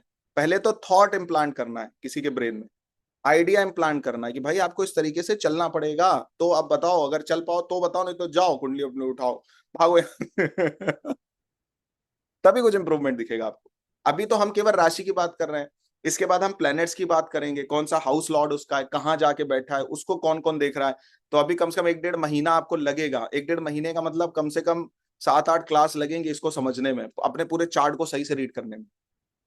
बट हाँ, स्टेप बाय स्टेप चीजें आपके समझ आ जाएंगी, चिंता करने की जरूरत नहीं। अगर राशि एक बार समझ में आ गई यहाँ पे आपके, तो प्लेनेट और आसान है समझना, क्योंकि 2 राशियों को मिला के एक प्लेनेट बना है, 3 राशियों को मिला के एक प्लेनेट बना है। प्लेनेट को राशि से ही समझा जा सकता है, प्लेनेट को डायरेक्ट नहीं समझा जा सकता। रीजन क्या है? आपने 3 नंबर राशि को बहुत अच्छी तरीके से समझ लिया, 6 नंबर राशि को बहुत अच्छी तरीके से समझ लिया। मरकरी उच्च का किसमें होता है? 6 में। मरकरी की राशि कौन सी है? 3। अब इन दोनों का जो कोलैब है वो मरकरी में आ जाएगा। एक सिंगल जो प्लेनेट है वो दो राशियों की वाइब्रेशन अकेले लेके चल रहा है। आपको 2 नंबर राशि समझ आ गई, सपोज आपको 7 नंबर राशि समझ आ गई, आपको 12 नंबर राशि समझ आ गई, आपको वीनस समझ आ गया। इन तीनों राशियों का जो कोलैब है वो अकेला वीनस है। 12 नंबर राशि में उच्च का होता है, 2 नंबर राशि को ऑन करता है, 7 नंबर राशि उसकी मूल त्रिकोण राशि है, ऑन करता है उसको भी। तो इन तीनों राशियों का जो कोलैब है वो अकेला वीनस है। और किसी एक राशि में नीच का होता है, तो 6 नंबर राशि में नीच का होता है वीनस जाकर के, तो ये उसकी वीकनेस होती है, ये 3 राशियों की उसकी स्ट्रेंथ होती है। ये है प्लेनेट, ऐसे समझ में आते हैं। और आप पूरी जिंदगी पढ़ते रहते हो वीनस क्या है, शुक्र क्या है, कुछ पढ़ना ही नहीं है, अभिराम को केवल सुनना है। बाकी हम बैठे हैं करने के लिए, चिंता मत करो। चैट जीपीटी तुम्हें कुछ नहीं बता पाएगा, हम बताएंगे। हम चैट जीपीटी को बताएंगे तो वो बताएगा आपको। कहने का क्या मतलब है, ऐसे प्लैनेट समझ में आएंगे, ऐसे राशियां समझ में आएंगी, ऐसे चीजें आपको, ऐसे कुंडली समझ में आएगी। और जब कुंडली समझ आ जाएगी तो आपको लाइफ समझ आ जाएगी, और लाइफ समझ आ जाएगी तो आप कमाल कर देंगे। फिर आप बवाल कर देंगे, धमाल कर देंगे। वाह क्या बात है। चाह बढ़ गई मेरी, चाह बढ़ गई मेरी, बस एक नजर उसे ताकने के बाद। अब एकदम फ्रेश शायरी सुन लो। चाह बढ़ गई मेरी, बस एक नजर उसे ताकने के बाद, फिर कुछ नहीं मांगा एक उसे मांगने के बाद। फिर कुछ नहीं मांगा एक उसे मांगने के बाद। तो ऐसे कुछ चाह बढ़ जाएगी आपकी एस्ट्रोलॉजी की, तो कुछ समझ में नहीं आएगा क्या है। अब 3 नंबर राशि समझ में आई आपकी कुंडली में। 3 नंबर राशि आपकी कुंडली के जिस भी हाउस में बैठेगी, अपने दिमाग में डाल दो, 3 चीजें चाहिए वहां पे, रेमेडी सोल्यूशन भी यही है, इंप्रूवमेंट भी यही है। क्या है? पहला क्या है? पहली क्या बताई? पहले चाहिए कॉन्फिडेंस, फिर चाहिए क्लैरिटी, और फिर क्या चाहिए? कम्युनिकेशन। एक एग्जाम होता है, ट्रिपल सी बोलते हैं उसको, है ना, ट्रिपल सी एग्जाम बोलते हैं उसको, C++ बोलते हैं। तो यही समझ लो, ये तीन चीजों से, ये तीन चीजों से आपकी कुंडली के जिस भी हाउस में 3 नंबर राशि पड़ी होगी, वो प्रॉब्लम रिजॉल्व भी कर सकता है और उस पर्टिकुलर हाउस को इंप्रूव भी कर देगा। दो ही चीजें तो हमें चाहिए, एक हमें सोल्यूशन चाहिए होता है किसी भी चीज का, और एक हमें इंप्रूवमेंट चाहिए होता है। कि अगर आपको सोल्यूशन की रिक्वायरमेंट नहीं है तो हाँ वो चीजें इंप्रूव भी हों, बढ़े भी। 3 नंबर राशि अगर दूसरे भाव में है मान लो, तो आपको फाइनेंस को लेकर के जब तक क्लैरिटी नहीं होगी कि मुझे इसी सोर्स ऑफ, इसी सोर्सेज या रिसोर्सेज से पैसा कमाना है, ठीक है, या तो मुझे इसी चीज में ब्लाइंडली इन्वेस्टमेंट करना है। क्लियर? 3 नंबर राशि कहाँ पे है? 2 नंबर राशि में। और आपको खुद में कॉन्फिडेंस नहीं है, मत डालो पैसा कहीं पे। आपको खुद से क्लैरिटी नहीं है, मत डालिए पैसा कहीं पे। उसको पहले बुलाओ, कह दो भैया मुझे ये पूरा प्लान समझाओ कैसे होगा। और जब आपको कॉन्फिडेंस आ जाए, देन यू शुड ट्राई। उसमें भी ट्राई शब्द यूज किया हमने। कोशिश करो एक मिनिमम अमाउंट में डाल करके। और मैं हमेशा एक बात और बोलता हूँ ऐसे कुंडली में देख करके, 3 नंबर राशि आपकी कुंडली के जिस भी हाउस में पड़ी, उसको ब्लाइंडली उस पर फेथ भी नहीं करना चाहिए। मान लो 3 नंबर राशि आपके 4th हाउस में पड़ी हो, तो 4th हाउस किस चीज का होता है? प्रॉपर्टी का होता है, ठीक है। कोई भी चीज खरीदने का होता है, परचेज करने का होता है। मान लो आपको अपने घर के होम अप्लाइंसेस चाहिए, या होम डेकोरेशन करना है, कुछ भी करना है, और जिसको आप किसी को हायर करना चाहते हो घर बनाने के लिए, आप किसी को हायर करना चाहते हो कि आपको कोई प्रॉपर्टी अच्छी दिखा दे, आप किसी से कोई चीज करवाना चाहते हो, करना चाहते हो, या कुछ बड़े लेवल पे इन्वेस्ट करना चाहते हो किसी भी जगह पे, तो सबसे पहले आपको ये नहीं करना है कि आप किसी को पकड़ो और कर लो। सबसे पहले आपको बंदे पे बिट खेलनी है। जैसे मान लो आपने 100 प्रॉपर्टी डीलर्स से बात करी, तो उन 100 प्रॉपर्टी डीलर्स में से किसी एक, 4-5 पे आपका फेथ आया, उनमें भी किसी एक पे आया, फिर आपने उसको, अगर मान लो आपको 10 करोड़ इन्वेस्ट करना है, तो आपने उसको 10 लाख रुपए, 15 लाख रुपए से स्टार्ट किया कि मुझे कोई एक अच्छी प्रॉपर्टी दिखाओ, या कोई एक अच्छा प्रोडक्ट दिखाओ। उसको ले आओ पहले, उसको यूज करो। ये बात समझ आ रही है? उसको यूज करो, एक बार उसको चेक करो। जब आपको कॉन्फिडेंस आ जाए नहीं इस कंपनी का ये प्रोडक्ट ठीक है, तो करो, नहीं तो वेस्ट ऑफ मनी हो जाएगा। मतलब घर में आपको एक सोफा मंगाना है, और 4th हाउस में 3 नंबर राशि पड़ी है, तो आपको किसी ने बता दिया कि ये कंपनीज हैं, ठीक है। आप बहुत बड़े ब्रांड अफोर्ड नहीं कर सकते हो, आपको किसी छोटे ब्रांड्स की तरफ जाना हो, आपको अब ये कंफ्यूज, अब तो सोशल, अब ये जब से ये ऑनलाइन आ गया और कंफ्यूजन हो गया है, ठीक है, आपको ये कंफ्यूजन है कि ये चीजें कैसे होंगी, ये कैसे मिलेगा, तो फिर सबसे पहले काम करो, जो ब्रांड पे आपको ट्रस्ट आ रहा है उसका एक कोई छोटा प्रोडक्ट उठा लो। वो छोटा प्रोडक्ट अगर काम कर रहा है तो बड़ा भी करेगा, और पहले ही बड़ा उठा लिया तो कोई ऑप्शन बचा ही नहीं है। तो आपके पास ऑप्शंस रहने चाहिए, इस बात पे काम करना, ये 3 नंबर राशि की फितरत। मेरी बात समझ आ रही? तो दो बातें होंगी, ऐसे कोई आप पे कॉन्फिडेंस आपको भी नहीं होगा ऐसी की, तो एक एटलीस्ट एक बहुत कम बजट में, एक मिनिमम बजट में उस चीज को एक बार, इसको कहते हैं ट्राई करना। हम लोग जाते हैं, जैसे बहुत सारे जो आइसक्रीम की शॉप्स हैं, बहुत सारी ऐसी जगह हैं जहाँ पे खाने पीने की चीजें मिलती हैं। कभी हम घूम टहल रहे होते हैं, ऐसे किसी रेडी पे खड़े हो जाते हैं, तो हम लोग क्या कहते हैं, भैया थोड़ा टेस्ट करा दो। तो टेस्ट कर लिया, एक दोने में पानी पानी का बताशा खाना है तो थोड़े से दोने में पानी लिया और टेस्ट किया, हाँ बहुत अच्छा है, फिर हो सकता है 100 रुपए के बताशे खा जाएं। और पानी नहीं समझ में आया तो हम वहीं पे फेंक देते हैं, और वो अगर लड़े कि तुमने पानी भी टेस्ट के लिए किया नहीं भाई, 10 रुपए ले ले तू पानी की, अगर तुझे तकलीफ है तो। समझ में आ रही है बात? अब 3 नंबर राशि में अगर किसी की कुंडली अगर वृषभ लगन की होगी तो वो ज्यादातर ये काम करता होगा, कोई भी खाने पीने की चीज वो कहेगा पहले मुझे टेस्ट कराओ, और अगर हाँ टेस्ट में वो चीज खड़ी उतरेगी तो वो खा लेगा, नहीं उतरेगी तो नहीं खाएगा। आंसर कर दो। अगर किसी की वृषभ लगन की कुंडली है तो ऐसे ही लोग करते हैं ज्यादातर केसेस में। प्रिया ने यस सर आगे। टेस्ट करो, पहले पहले टेस्ट करना। उसके बाद जब एक बार आपने टेस्ट किया, एक बार आपको कॉन्फिडेंस आया, एक बार आपने बात करी, एक बार उसकी रेसिपी पता करने की कोशिश करी, एक बार उसके मसाला क्या क्या क्या पड़ा वो पकड़ने की कोशिश करी, फिर आप वो दुकान छोड़ ही नहीं सकते हैं, वो चाहे 100 किलोमीटर पे होगा, आप उठ के वहीं जाओगे खाने के लिए। अब ये भी आंसर हाँ करेंगे, ये भी। चाहे वो 100, अगर आपको बताशे खाने हैं, वो दुकान बंद है तो आप नहीं खाएंगे फिर उस केस में। तो लॉयल कस्टमर मिलते हैं इस तरीके से, या आप लॉयल कस्टमर हो जाते हो किन चीजों के, जहां पे 3 नंबर राशि पड़ी होती है। एक बार कोई आपको कॉन्फिडेंस में ले ले बस, सारे आंसर आपके सामने हैं। मैं कुछ नहीं कर रहा, और जितनी मैं बातें कर रहा हूं इस इतने पे रहना भी नहीं। जितनी बातें हम कर रहे हैं इतने पे मत रहना, इसको और एक्सप्लोर करना, और क्या क्या हमने बताया था। अभी तो मैं बहुत मोटी मोटी ऐसी बात कर ले रहा हूँ आपसे। ये 3 नंबर राशि है। समझ में आ रही है बात? दिमाग में जा रहा है आपके? अभी बस ऐसे ही करते हैं फिर करेंगे। अब 4 नंबर राशि क्या है? 4 नंबर राशि जो है वो इसेंशियल साइन है।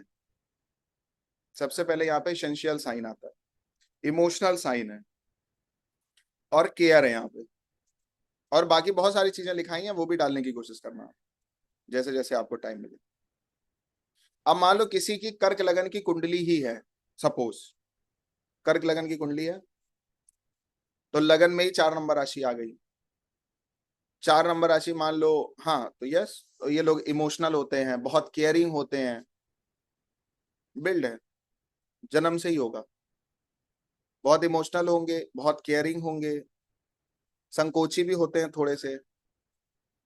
और हाँ, दो बातें हैं यहाँ पे, इनको कोई जरूरत लगे तो इनके पास कोई आदमी होना चाहिए।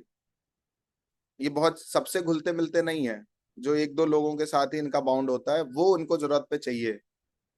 ठीक है, वो इनको जरूरत पे चाहिए, और अगर ये किसी के साथ जुड़े हुए हैं तो अपना सब कुछ छोड़ के वहां खड़े होंगे अगर किसी को जरूरत होगी, सब कुछ छोड़ के। ठीक है, अब ये तो हमने कर दी ऐसे ही एक बात, हल्की फुल्की बात कर दी, इससे कोई बहुत बड़ा आपका कोई प्रॉब्लम रिजॉल्व नहीं होती, तो प्रिडिक्टिव पार्ट हो गया, वो तो सब कोई कर लेगा। अब मेन मुद्दे पे आते हैं, जो करने के लिए हम बैठे हैं यहाँ पे।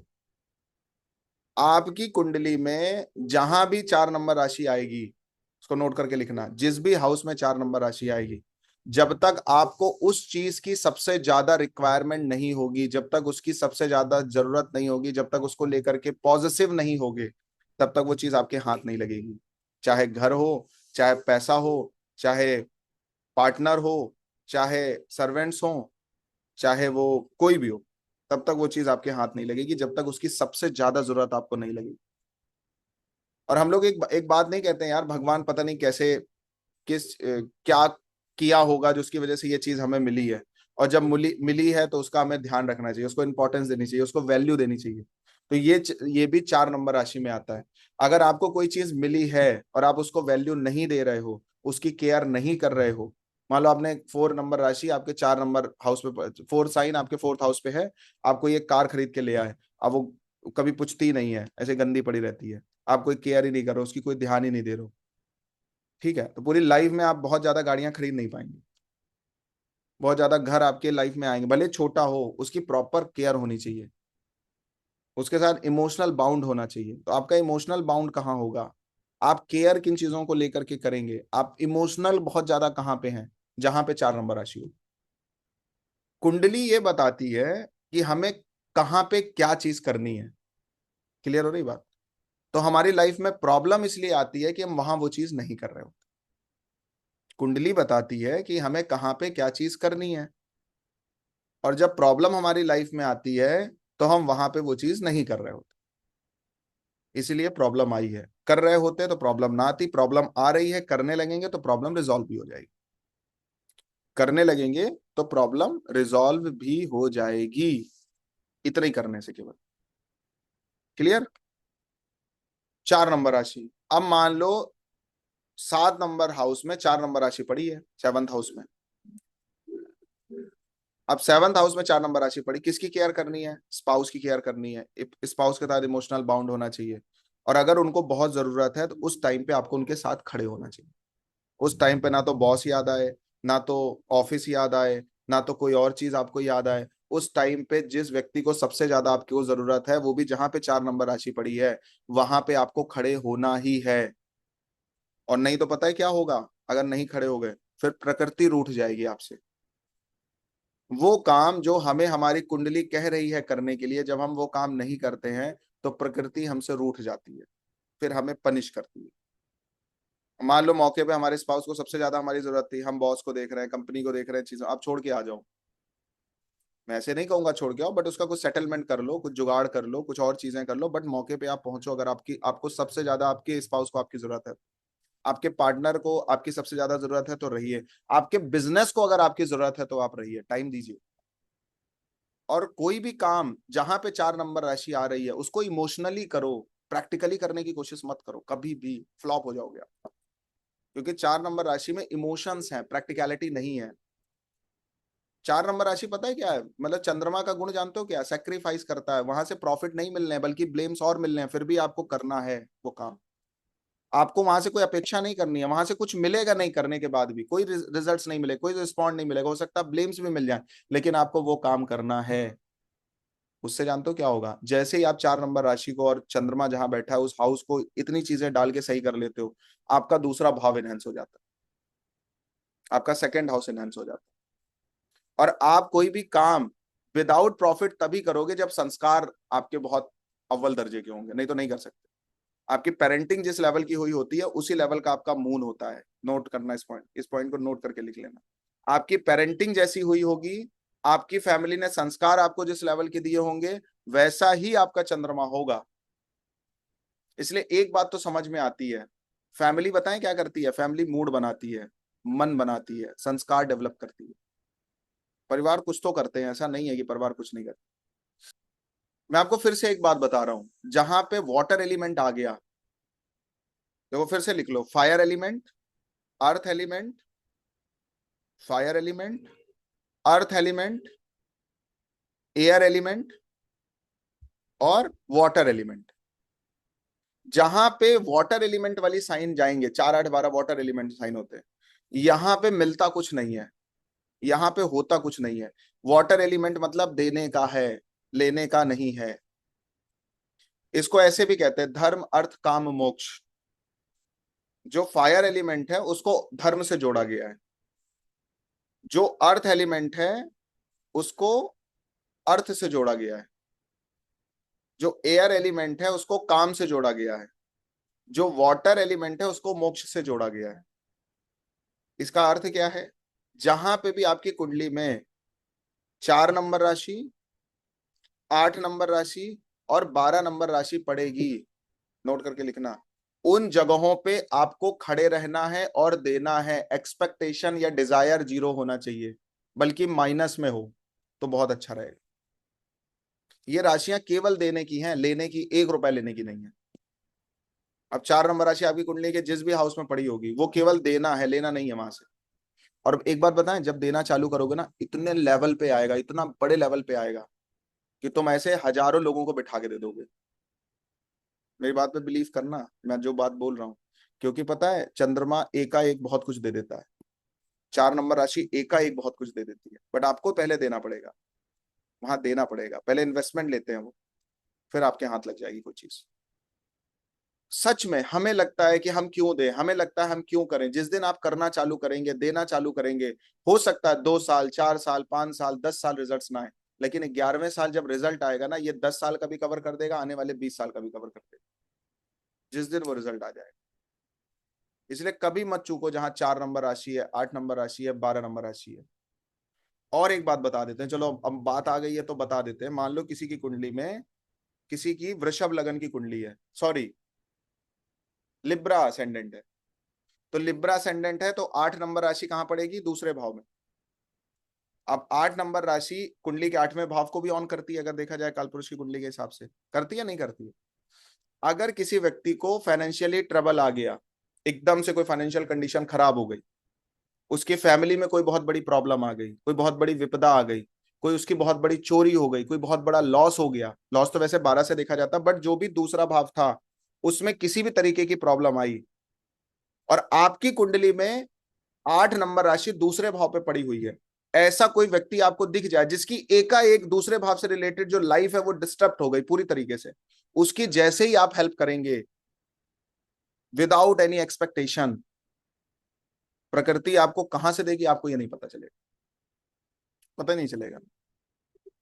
आपकी 4 नंबर राशि जिस भी हाउस में बैठी होगी, जिस भी हाउस में हो, मान लो किसी की कुंडली में 4 नंबर राशि 8th हाउस में आ गया, धनु लगन की कुंडली है, तो 4 नंबर राशि 8th हाउस में आ गई, आपने किसी को स्ट्रेस में देखा, किसी को डिप्रेशन में देखा, किसी को चोटिल देखा, एक्सीडेंट में देखा, कोई तकलीफ में देखा, कोई परेशानी में देखा, या किसी के घर में किसी की डेथ हो गई ऐसे देखा, 8th हाउस है ना, कुछ घर में कुछ बड़ा लॉस हो गया, कोई एक्सीडेंट हो गया, घर में कोई पड़ा है, आपने उसको एक नजर ऐसे देखा और आपका मन पसीज गया, यार मतलब इसके बच्चे क्या करेंगे, फैमिली क्या करे, इसका तो एक्सीडेंट, पैर टूट गया, हाथ टूट गया है, या आपकी गाड़ी से ही कोई ठुक गया थोड़ी देर के लिए, और आपको लगा कि यार तो ये तो साइकिल से चल रहा है, तो ये और यंग भी दिख रहा, हो सकता है यही अपने घर का सारा खर्चा चलाता हो, तो वहां पे तो आप कुछ करते हो तो आप एडिशनल कुछ नहीं कर रहे, बल्कि वो सब कुछ करने के बाद वो एक बार आपको माफ कर दे तो वही बहुत बड़ी बात है।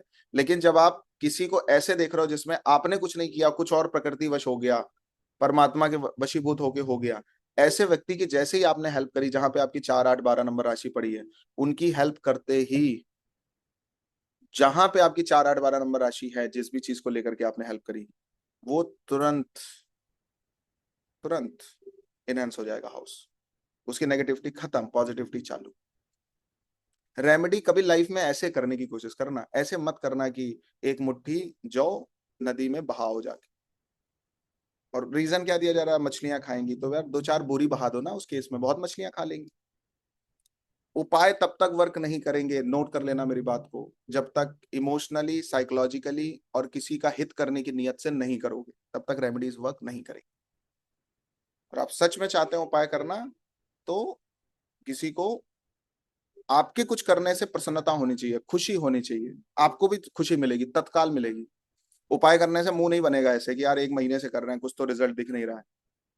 उपाय करने का मतलब सेक्रीफाइस करने हम जा रहे हैं, उपाय करने का मतलब कुछ हम करने के लिए खड़े हुए हैं, आई हैव समथिंग एक्स्ट्रा, और अगर मेरे पास एक्स्ट्रा नहीं भी है तो भी हम करेंगे, चाहे हमें चाहे जो करना पड़े, हम अपने 2 दिन का वो करेंगे। तो रेमेडी देखो कैसे एप्लीकेबल हो, कैसे वर्क करेंगे।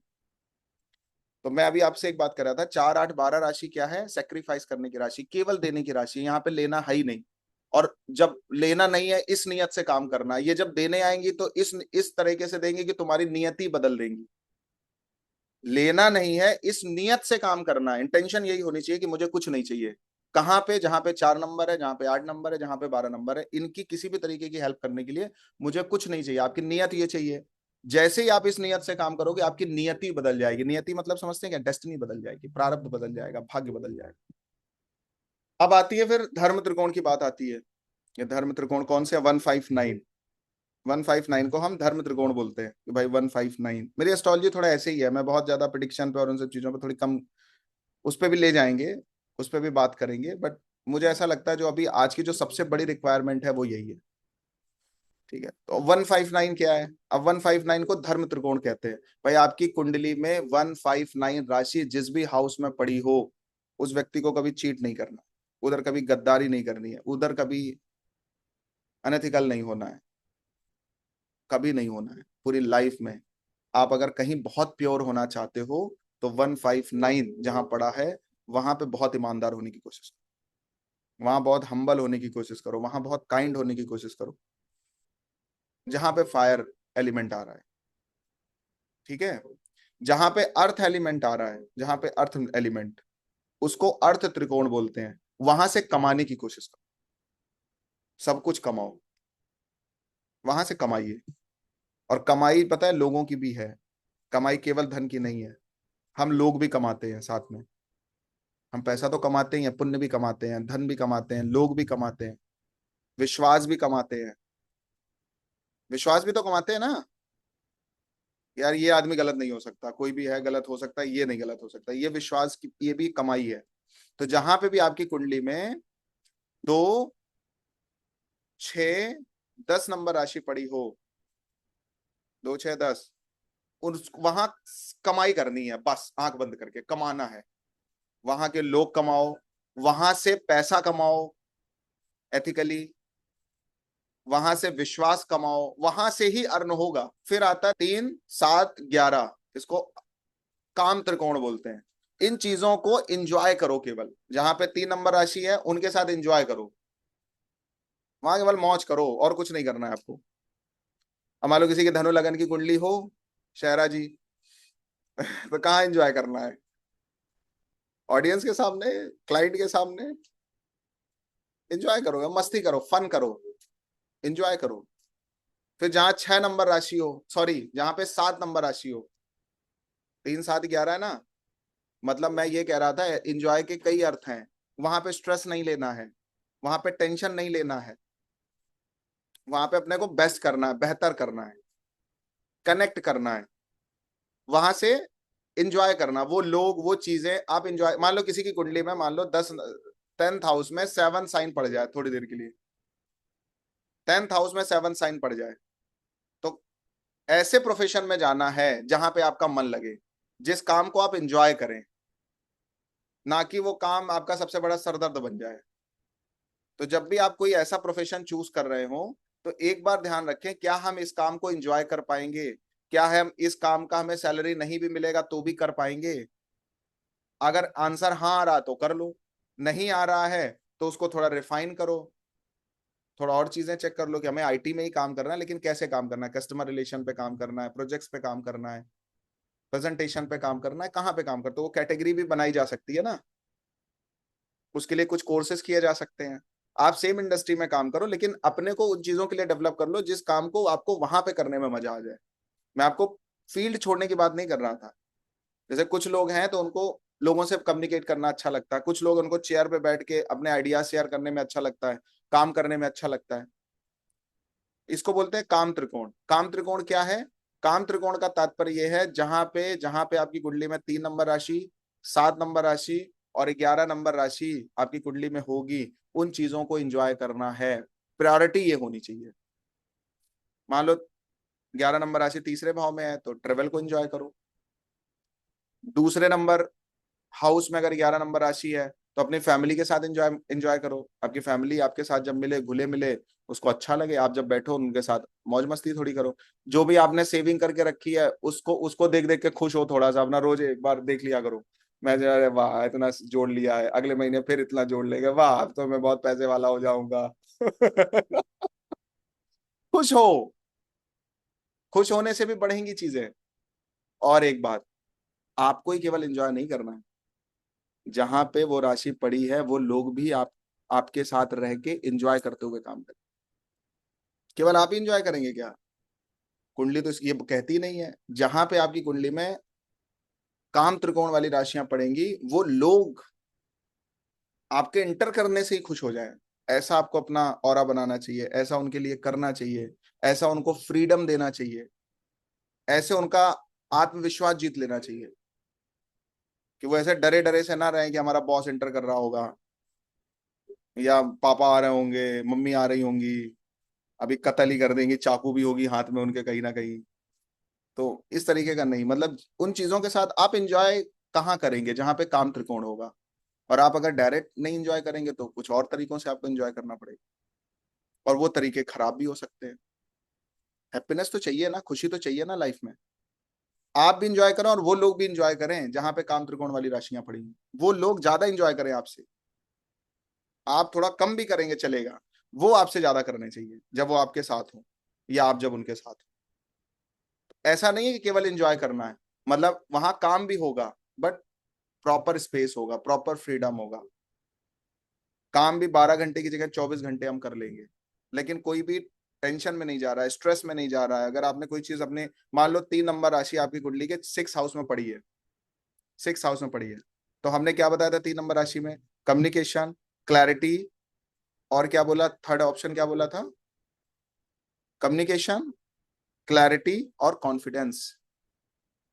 आपके स्टाफ को ये विश्वास होना चाहिए कि अगर इसने 12 घंटा मेरे से काम लिया है तो 2 दिन की हो सकता है छुट्टी भी दे देगा जब हम मांगेंगे। तभी वो चीजें आपके लिए इतने लेवल पे, इस लेवल पे काम करेंगी। आपको उनका विश्वास भी जीतना है, और आपको क्लैरिटी भी होना चाहिए कि कौन मेरे साथ 24 घंटे काम कर सकता है। तो सबको तो बिठाएंगे भी नहीं, मुंह बना के नौकरी छोड़ के चला जाएगा वो। सपोज अगर आपका कोई बिजनेस है, 3 नंबर राशि 6ठे भाव में पड़ी है, तो आपको पहले ये भी तो क्लैरिटी चाहिए ना कि कौन सेक्रीफाइस करने के लिए खड़ा है, कौन 24 घंटे काम कर सकता है, उसी को तो पिक करोगे। दुनिया भर के लोगों को थोड़ी पिक करके बिठा दोगे। अब नींद आ रही है उनको, आप कोई काम बोल रहे हो, उनको नींद आ रही है, उनको सोना भी है, वो उस चीज को एंजॉय भी नहीं कर रहे हैं, उनके साथ तो काम होगा नहीं, आप होगा और माथा खराब हो जाएगा। तो सबसे पहले आपको क्या क्लैरिटी हुई, इस पर्टिकुलर काम के लिए मुझे किस आदमी को पिक करना है, ये क्लैरिटी है। वो आपने पकड़ा, वहां पे लगाया, ठीक। फिर आपने उसको कॉन्फिडेंस में लिया कि बेटा तू 24 घंटे काम करेगा तो या तो तेरी दिहाड़ी बढ़ के मिलेगी, और या तो मैं देख लूंगा तुझे क्या देना है। और फिर राइट कम्युनिकेशन आपने उसके साथ किया। फिर देखो ये स्टाफ आपका किस लेवल पे हेल्प करता है। ये अकेला आपकी पूरी कंपनी को ऊपर लेके चला जाएगा। ये बात समझ आ रही है आपको? और वो उसी राइट पर्सन को चूज करना है अपने स्टाफ को रखते समय, जो पर्टिकुलर उस काम को एंजॉय भी करे। ऐसा नहीं कि मुंह बना के आपने कहा कि ये वीडियो कर दो, ये चीज कर दो, ये कर दो, ये कर दो, ये वेबसाइट पे काम होना है, ये ऐसे होना है, और वो मुंह बना के बैठा है कि हमसे आधे घंटे ज्यादा काम करा लिया गया। Right selection, right choice, right work, फिर अपने आप चीजें आपकी इंप्रूव हो जाएंगी। तो सबसे पहला काम ये करना है आपको, आपकी कुंडली में 159 जहां होगा, वहां पे बहुत एथिकल होना है। आपका सब कुछ चला जाए, आपका सब कुछ चला जाए जहां 159 है, लेकिन आप गलत नहीं करेंगे वहां पे जहां 159 साइन पड़ा होगा आपकी कुंडली में। आप वहां गलत नहीं कर सकते, और लोग करते भी नहीं है जितना मैंने देखा है। तो बहुत ही नालायक कोई होता है तो वही करता है, बट अगर आपसे फिर भी गलतियां हो रही आप वहां पे इंप्रूव करो। 159 जहां पड़ा हो वहां पे कोई गलती नहीं चाहिए। अगर हो भी तो आपकी वजह से ना हो, दूसरों की वजह से हो जाए। कोई आपके साथ अनएथिकल कर रहा है तो उसको आप फेस कर लो, कोई आपको टॉर्चर कर रहा है आप उसको फेस कर लो, कोई आपके साथ गलत कर रहा है उसको आप फेस कर लो। आप कुछ ऐसा नहीं करेंगे जिसकी वजह से उसको प्रॉब्लम आए लाइफ में। मैं सच बताऊं, सही उपाय यही है, और बाकी उपाय कुछ है नहीं एस्ट्रोलॉजी में।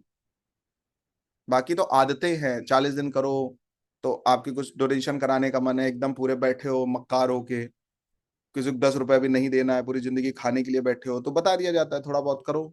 और शायद यही तरीके रहे होंगे जो एस्ट्रोलॉजर्स ने पहले बताया होगा कि स्टार्ट करो भाई, कुछ थोड़ा बहुत 40 दिन तक करो, फिर 41 दिन तक करो, फिर पाठ करो। कुछ ऐसे भी नालायक हैं जिनको बताते रहो कि पूजा करो पाठ करो, करते ही नहीं है।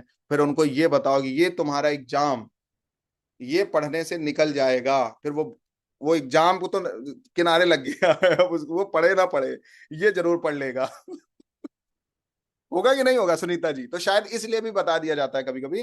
बट एक्चुअल रेमेडी ये है कि आप अपने होश में रह के काम करिए, बेहोशी में काम मत करिए। तो जहां पे आपका 159 आएगा, बेस्ट रेमेडी क्या है, सेल्फ इंप्रूवमेंट की रेमेडी क्या है, बहुत आगे बढ़ने की रेमेडी क्या है, हाइपर सक्सेस की रेमेडी क्या है।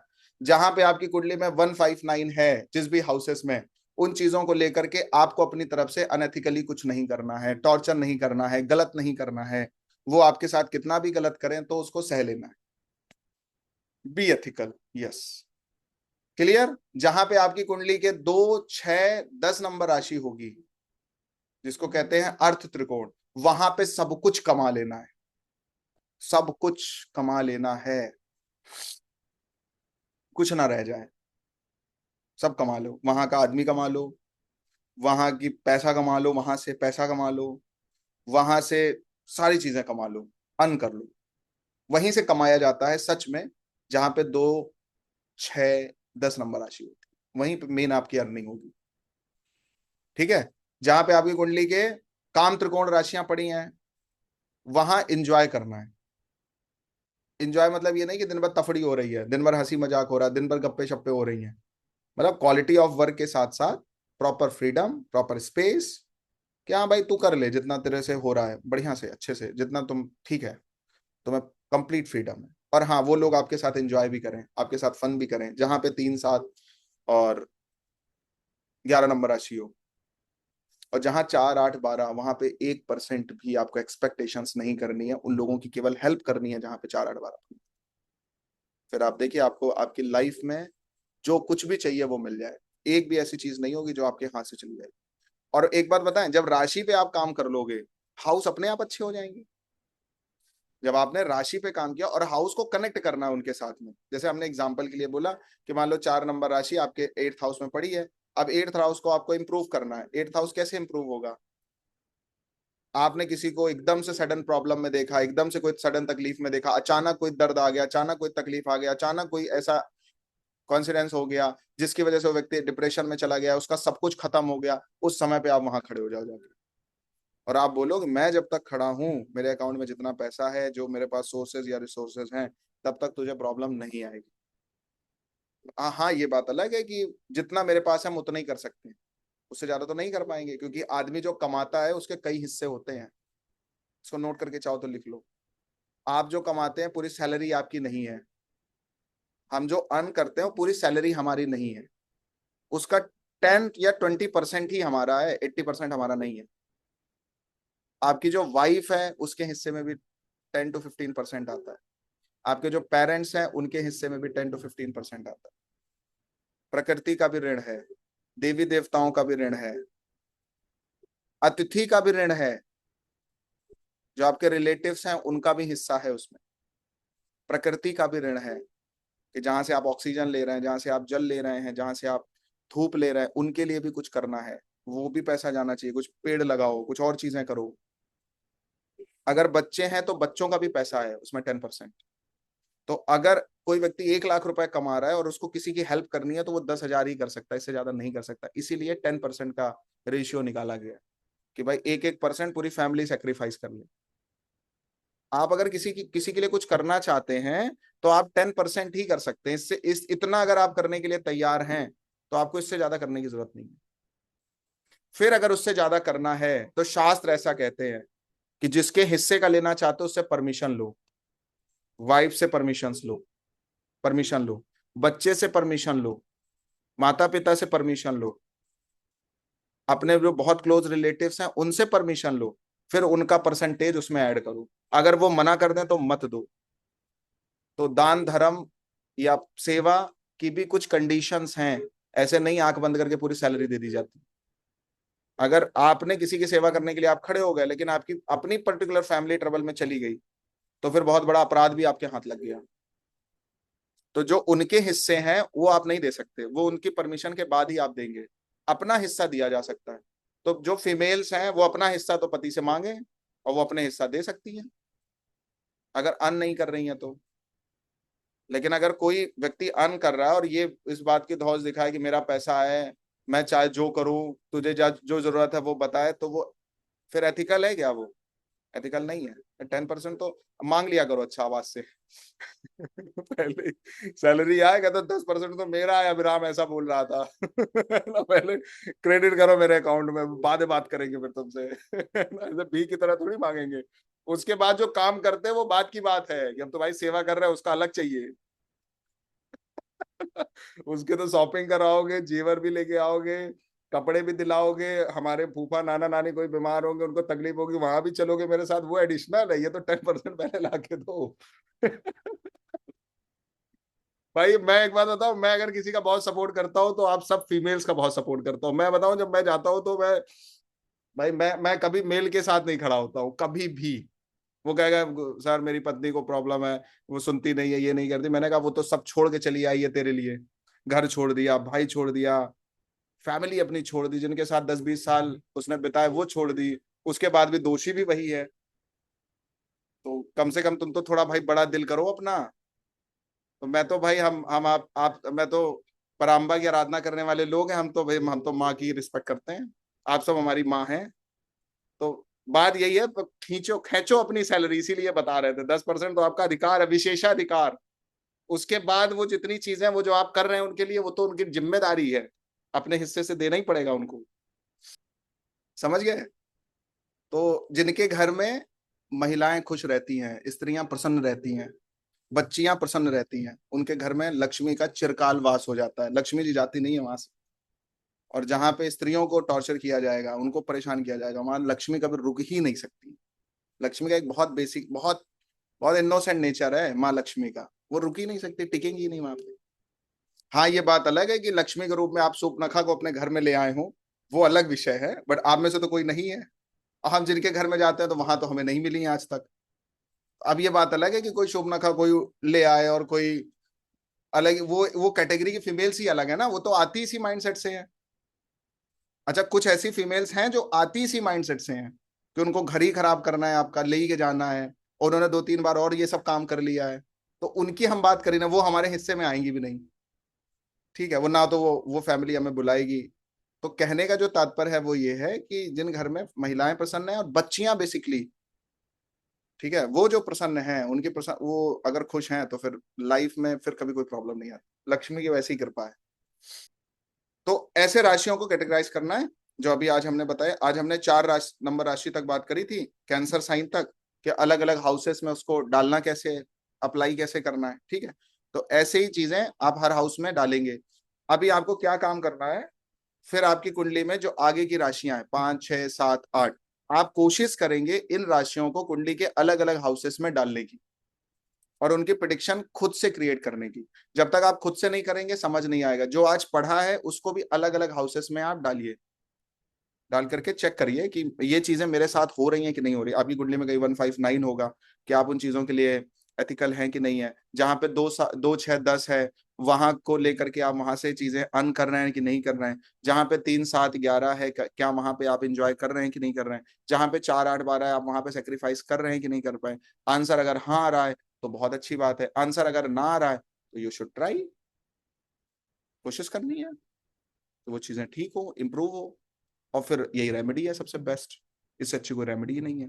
जब राशियों पे एक बार कमांड हो जाएगी, जब राशियों के उपाय कर लोगे हाउसेस से कनेक्ट करके, तो प्लेनेट के उपाय हो जाएंगे हाउसेस से कनेक्ट करके। एक बार राशियों के उपाय करने आ गए ना कि इस राशि इस हाउस में है और ये हमें करना है, तो प्लेनेट मैंने अभी बताया ना, वो तो 3-4 प्लेनेट, 3-4 राशियों का कोलैब है एक प्लेनेट। वो तो उससे भी सरल चीज है कि आप एक एक प्लेनेट का उपाय करने के लिए इन्हीं राशियों वाली उपाय हमें वहां भी करना पड़ेंगे। वहां पे 2-3 राशियों का एसोसिएशन आ जाता है। ठीक है, तो जो बच्चे हैं वो हैंड रेस करें, कुछ यंग जो बच्चे हैं उनसे थोड़ा बात करना चाहता हूँ। ओ अक्षत, कैसे हो? अक्षत, कहाँ से हो आप? सर उत्तराखंड। अरे वाह, क्या एज है आपकी? सर 18। अरे वाह, तो मतलब क्या ये एस्ट्रोलॉजी को किस नजर से देख रहे हो भाई? यस सर, सर ट्रांजिट देख के इंटरेस्ट आया। अच्छा, और सीरियस हो या ऐसे ही केवल वो करना है, थोड़ा बहुत सीखना है? जानने के लिए, बहुत बढ़िया, नॉलेज लेनी है सर। बहुत बढ़िया। मतलब एक हॉबी की तरह ले रहे हो इसको, है ना? Yes sir. वैसे करना क्या है अक्षत आपको लाइफ में? सर नीट नीट की तैयारी कर रहा हूँ अभी। अच्छा, नीट की तैयारी कर रहे हो, टाइम यहाँ दे रहे हो। Thank you. बहुत मेहनत करनी पड़ रही है फिर तो आपको, है ना? यस सर, एक वीक में सर एक क्लास, सर ज्यादा नहीं है। ज्यादा नहीं है, सच बात है, बट गोल को भी ध्यान में रखना भाई। ठीक है, पहले मुझे यस सर। जितना जितना समझ आया मुझे, करियर बहुत इंपॉर्टेंट है किसी के लिए भी। तो हमारी, मैं कह रहा हूँ एस्ट्रोलॉजी आप अभी नहीं भी सीखे थोड़ी देर के लिए, मेरी बात को बहुत ध्यान से समझना। अगर आपका प्राइम प्राइम एम है तो बात अलग है। मैं कह रहा हूँ आपने थोड़ी देर के लिए हफ्ते में क्लास लेना कोई प्रॉब्लम नहीं है, लीजिए भी, मैं अप्रिशिएट कर रहा हूँ। बट फिर भी करियर पे बहुत फोकस करो। हमारी लाइफ की 90% प्रॉब्लम हमारी केवल फाइनेंशियल कंडीशन सही होने से रिजॉल्व हो सकती है। 10% में तो हमारा बस चलेगा नहीं। हमारी लाइफ की 90% प्रॉब्लम्स केवल फाइनेंशियल ठीक हो जाने से, अपनी फाइनेंस की कंडीशन ठीक करने से सही हो जाती है, रिजॉल्व हो जाती है। तो जब ये उम्र है ना कि जब आप 18 साल के हो, या मतलब 16 से 25 साल की जो उम्र होती है ना, वो पागलों वाली उम्र है, इसमें कुछ भी अचीव किया जा सकता है। ये भटकने भी देता है और बहुत सारी प्रॉब्लम आती है। कुछ ऐसा करो कि 2 4 5 साल में कुछ एक अच्छी करियर अपॉर्चुनिटी की तरफ आप सब बढ़ जाएं, बहुत जरूरी है। और एक बार बताएं क्या होता है, मैं बहुत सारे बच्चों से मिलता हूँ, बहुत सारे लोगों से मिलता हूँ, और यंग जो बच्चे हैं वो मुझे बहुत प्रभावित करते हैं, मुझे बहुत अच्छा लगता है। अगर वो थोड़ा भी इंटरेस्ट दिखाते हैं तो मैं सच में बहुत भाग्यशाली मानता हूँ। लाइफ में सब हो जाता है, घूमना भी हो जाएगा, खाना पीना भी हो जाएगा, जिस लेवल की आपकी अर्निंग होगी उस लेवल पे होगा। अगर आपका 10 करोड़ का पैकेज होगा तो उस लेवल पे घूमोगे, उस लेवल पे खाओगे, उस लेवल पे लोगों की हेल्प करोगे। तो कुछ बड़ा विजन बना के पागलों की तरह भागने से काम बन जाता है, और इसी उम्र में बन सकता है, और उसके लिए और कोई रास्ता नहीं, उसका और कोई रहे। एक बार जब आदमी जो है ना, एक उसकी एज हो जाती है 25 26 27 साल, फिर केवल पैसा समझ में आता है, फिर मेहनत नहीं हो पाती है उस लेवल की। या तो अभी मेहनत कर लो तो पूरी लाइफ बैठ के खा सकते हो, या तो फिर पूरी लाइफ मेहनत करोगे और पूरी फैमिली मेहनत करेगी, फिर भी बैठ के नहीं खा पाओगे। अभी मेहनत कर लेंगे ना तो पूरी लाइफ और पूरी आप बैठ के खाएंगे, आपकी पूरी फैमिली बैठ के खाएगी, अभी मेहनत जिसने कर लिया। और आपने अगर अभी मेहनत नहीं करी, बाद में मेहनत करी, तो पूरी फैमिली मेहनत करेगी, और फिर भी घर सही से नहीं चलेगा। समझ गए? बहुत बेटा, अगर यस आप सर। मेरे मेरे से सच में आप कुछ एस्ट्रोलॉजी से रिलेटेड, आप सब जितने भी हैं, अगर सच में कुछ आप चाहते हैं हम कुछ आपको एक उपाय बताएं, तो ये उम्र केवल 3 काम करने की है। वो 3 काम रिपीट करना मेरे साथ, केवल पढ़ना है, केवल पढ़ना है, और केवल पढ़ना है। कोई दूसरा ऑप्शन? 3 ही काम है, केवल पढ़ना है, केवल पढ़ना है, और केवल पढ़ना है, और कुछ नहीं करना। बाकी शादी विवाह जिस लेवल के तुम होगे, उस लेवल की लड़की को या लड़के को आना ही पड़ेगा, प्रकट होना पड़ेगा। जिस लेवल के आप होगे उसी लेवल के रिश्ते मिलते हैं, जिस लेवल के आप होते हो उसी लेवल की फैमिली मिलती है, जिस लेवल के आप होते हो उस लेवल के चीजें आपके साथ होती है कि नहीं होती? अल्टीमेट रेमेडी क्या है जो अभी 20 साल के आसपास हैं, 20 25 साल के आसपास हैं, क्या है अल्टीमेट रेमेडी? 3 ही काम करने हैं, केवल पढ़ना है, केवल पढ़ना है, और केवल पढ़ना है, कोई दूसरा रास्ता नहीं। और सच में हमारे गुरु ने हमसे यही कहा था, जब पहली बार मैं उनसे मिला था, ये 3 ही शब्द उन्होंने बोले थे, केवल पढ़ना है, केवल पढ़ना है, केवल पढ़ना है। मैं आज तक केवल पढ़ ही रहा हूँ, आज तक कमा तो नहीं रहा हूँ। अगर कमा भी रहा हूँ तो मेरा पर्पस केवल कमाने का नहीं है, केवल पढ़ना है, केवल पढ़ना है, केवल पढ़ना है। और ये बात मैं मेरे गुरु की बात ही बस रिपीट कर रहा हूँ, मैं कुछ एडिशनली आपसे नहीं बोल। जो इस उम्र में पढ़ जाता है उससे सब संभल जाता है, जो इस उम्र में नहीं पढ़ पाता है, फिर वो पूरी लाइफ कुंडली लेके ऐसे घूमता रहेगा, उससे कुछ भी हैंडल नहीं होगा। रिश्ते भी हैंडल हो जाएंगे, मैं कह रहा हूँ कोई दुर्योग भी होगा आपकी कुंडली में कि आपका पति छोड़ के जाएगा, पत्नी छोड़ के जाएगी, तो इतना पैसा आपके पास रहेगा कि आप उसको भी हैंडल कर लोगे। 90% प्रॉब्लम रिजॉल्व हो जाती है केवल आपके करियर को ठीक करना। स्वामी विवेकानंद जी ने यही बात बोली थी। स्वामी विवेकानंद जी की जो पूरा का पूरा एक वो था, वो केवल करियर को लेके था। और जो अच्छे धर्म गुरु हैं, जो अच्छे लोग हैं, वो केवल और केवल इसी चीज को ही प्रायोरिटी में रखते हैं, दूसरा कोई प्रायोरिटी है, बाकी सब चीजें रिजॉल्व हो जाती है लाइफ में। चलो शिखा, कैसे हो आप? आपकी क्या एज है शिखा? शिखा क्या करते हो आप? शिखा म्यूट करना पड़ेगा, हो सके तो कैमरा ऑन कर लेना, पॉसिबल हो तो। कोई बात नहीं शिखा अभी। शोभा जी, कौन है आपके साथ? बेटी है क्या आपकी? अनम्यूट करो। क्या नाम है आपका, क्या कर रहे हो? प्रणाम गुरुजी। अरे गुरु जी बता के हम 80 साल के थोड़ी हो गए। मैं हम गुरु नहीं है किसी के, पहली बात तो। गुरु मेरे लिए बहुत भारी शब्द है, इसलिए उसका प्रयोग करो ही नहीं, पहली बात तो सर। बढ़िया। हाँ बताइए, क्या क्या कर रहे हो आप अभी, क्या एज है आपकी? 15। ओ, बहुत बढ़िया। कर क्या रहे हो अभी आप, किस क्लास में हो? 10th में। और क्या करना है? एनडीए की तैयारी अभी तो। अरे वाह, एनडीए में। बहुत बहुत बढ़िया, बहुत। All the best. Thank you. Hanuman Chalisa पढ़ लिया करो जब टाइम मिले, थोड़ा बहुत, ठीक है? सभी के जी। लिए तो कर ही लेना चाहिए। वंशिका, क्या कर रहे हो आप वंशिका? आपको किसने रेफर किया यहाँ पे आने के लिए? मेरे को मम्मी ने ही किया, ये अरे मेरी वाह, मम्मी है, थैंक यू। मेरी बहन है। क्या कर रहे हो आप वंशिका? मैं तो अभी कॉलेज में हूँ, फाइनल ईयर। Oh nice. हाँ, कुछ डिफेंस की तैयारी कर रही हूँ। बहुत बढ़िया। तो एस्ट्रोलॉजी क्यों पढ़ना है, या मतलब क्यों ऐसे थोड़ा ऐसे इंटरेस्टिंग लगता है थोड़ा, स्पिरिचुअली जानना चीजों को। Thank you, thank you. करो बेटा, बट वहां से ध्यान ना हटे, ठीक है? All the best. प्रतिष्ठा। वाह, ज्यादातर मतलब गर्ल्स ही हैं। प्रतिष्ठा, आप क्या करते हो? राधे राधे सर। राधे राधे। क्या एज है प्रतिष्ठा? सर मेरी एज 20 है, मैं सेकेंड ईयर बीएससी स्टूडेंट हूँ। बहुत बढ़िया, बहुत बढ़िया। तो बीएससी करके क्या करना है, एमएससी? हाँ, मुझे रिसर्च में बहुत इंटरेस्ट है, तो उसी में आगे जाना है। बहुत बढ़िया, all the best. Thank you. Thank लेते रहना क्लास व्लास। ईरा, ये शिखा, आप कुछ कह रहे थे? अनम्यूट कर सकते हो ईरा? क्या ईरा ही नाम है, क्या नाम है ये पूरा? अनम्यूट करिए प्लीज। हाँ जी सर, एरा ही है। ओके। ये मतलब ये खतरनाक थोड़ा सा नाम लग रहा है, इसका क्या अर्थ है, मीन क्या है इसका? सरस्वती जी का ओ, नाम है एरा। मैं आपसे पूछना चाहता था, मुझे तो थोड़ा सा लग ही रहा था। तो क्या करते हो अभी आप? मैं ग्रेजुएशन फाइनल ईयर में हूँ और बाकी मैं अभी डेस्टिनेशन इवेंट मैनेजमेंट का बिजनेस स्टैब्लिश कर रही हूँ। Very nice. हाँ जी। जी ठीक है, करते रहो, बहुत काम आएगा इवेंट मैनेजमेंट में आपके। क्या एज है अभी आपकी लगभग? अभी 20। बहुत बढ़िया, ऑल द बेस्ट। मैं एक बात, अब यहाँ पे मुझे लगता है बहुत लोग चले जाएंगे, बट मैं बता, जितने भी यहाँ पे यंग बच्चे हैं या बच्चियां हैं, मेनली जो गर्ल्स हैं, एक स्रोत है जिसको कहते हैं ललिता सहस्त्र नाम। ठीक है, इसको कहीं लिख लो, तो कहीं नोट करके लिखो, जितने यंग बच्चे हैं उनके लिए ललिता सहस्त्र नाम। ठीक है, पहले यूट्यूब में देखो इसको वीडियोस, उसका वीडियो देखो, और संस्कृत में आएगा, उसको पढ़ो थोड़ा थोड़ा। और फिर जब वो एक बार आपकी प्रैक्टिस हो जाए संस्कृत को पढ़ने की, पहले यूट्यूब में देख के पढ़ना है, यूट्यूब में सुनते सुनते पढ़ना है। और जब आप उसको पढ़ लेना, आपकी प्रैक्टिस हो जाएगी, तो 15 to 20 मिनट्स लगेंगे पढ़ने में। ठीक है? और सच बता रहे हैं, अगर आपने ये मेरी बात मान ली, ये बस उन्हीं के लिए है जो यंग बच्चे हैं एकदम, जो जिन्होंने अभी हैंड रेस किया है, जो सुन रहे हैं।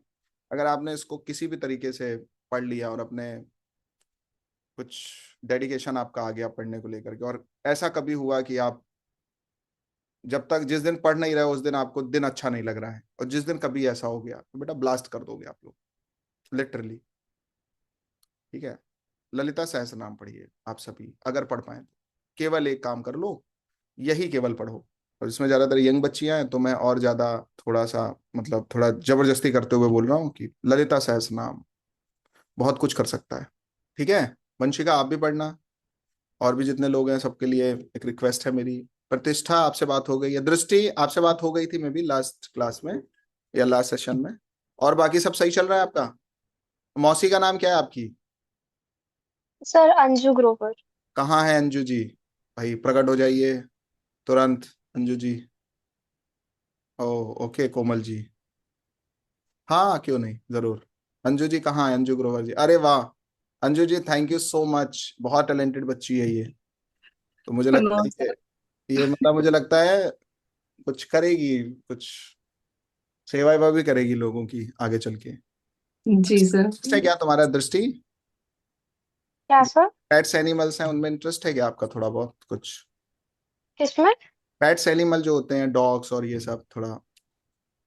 डॉग से तो थोड़ा बहुत डर लगता है, बट अभी थोड़ा स्टार्ट हुआ है ओके। बिल्डअप थोड़ा, कनेक्शन उनसे।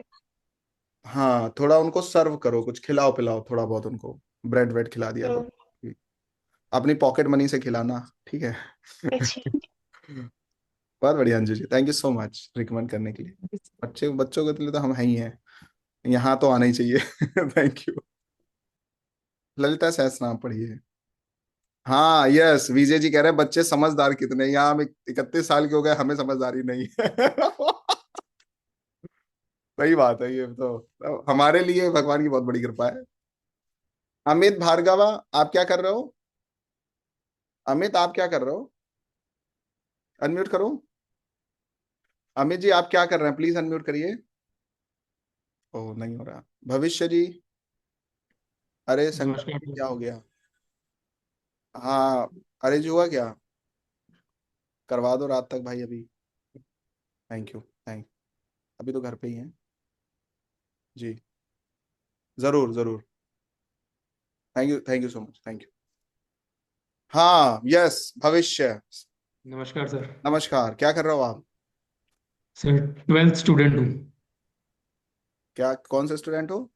12th class student. ओ बहुत बढ़िया। क्या क्या गोल है आपका आगे बढ़ने का?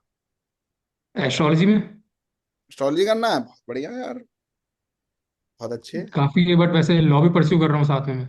एस्ट्रोलॉजी के अंदर फैमिली बैकग्राउंड बहुत है। फैमिली से काफ़ी लोग एस्ट्रोलॉजर हैं। दादा जी एस्ट्रोलॉजर है, मेरे फादर एस्ट्रोलॉजर है। बहुत बढ़िया, BNN एस्ट्रोलॉजर है मेरे फादर। बहुत बढ़िया, all the best. Thank you sir. Deepanshu Kashyap, कैसे हो? क्या कर रहे हो बच्चा तुम? अनम्यूट करिए प्लीज। दीपांशु जी अनम्यूट करिए प्लीज। कोई बात। Okay, hello. यस, क्या कर रहे हो आप? सर मैं अभी टेक्नीशियन का कोर्स कर रहा हूँ। ओके, क्या एज है आपकी दीपांशु? सर मेरा 28 एज हो गया है। ओके, जी सर, साथ में सर मैं पास्ट 7 to 8 ईयर से एस्ट्रोलॉजी का वीडियोस वगैरह यूट्यूब पे देखता हूँ। एस्ट्रोलॉजी कर सकते हो आप अगर चाहो तो, जी सर। पर जॉब करते करते स्टार्ट करो, थोड़ा थोड़ा, 1-2 घंटे प्रैक्टिस करना चालू करो, जगह वगैरह बना के घर से ही चालू जी करो, सर। स्टार्ट करो। ठीक है, ऑल द बेस्ट। जी sir. Thank you so much, जय Shri Ram, all the best.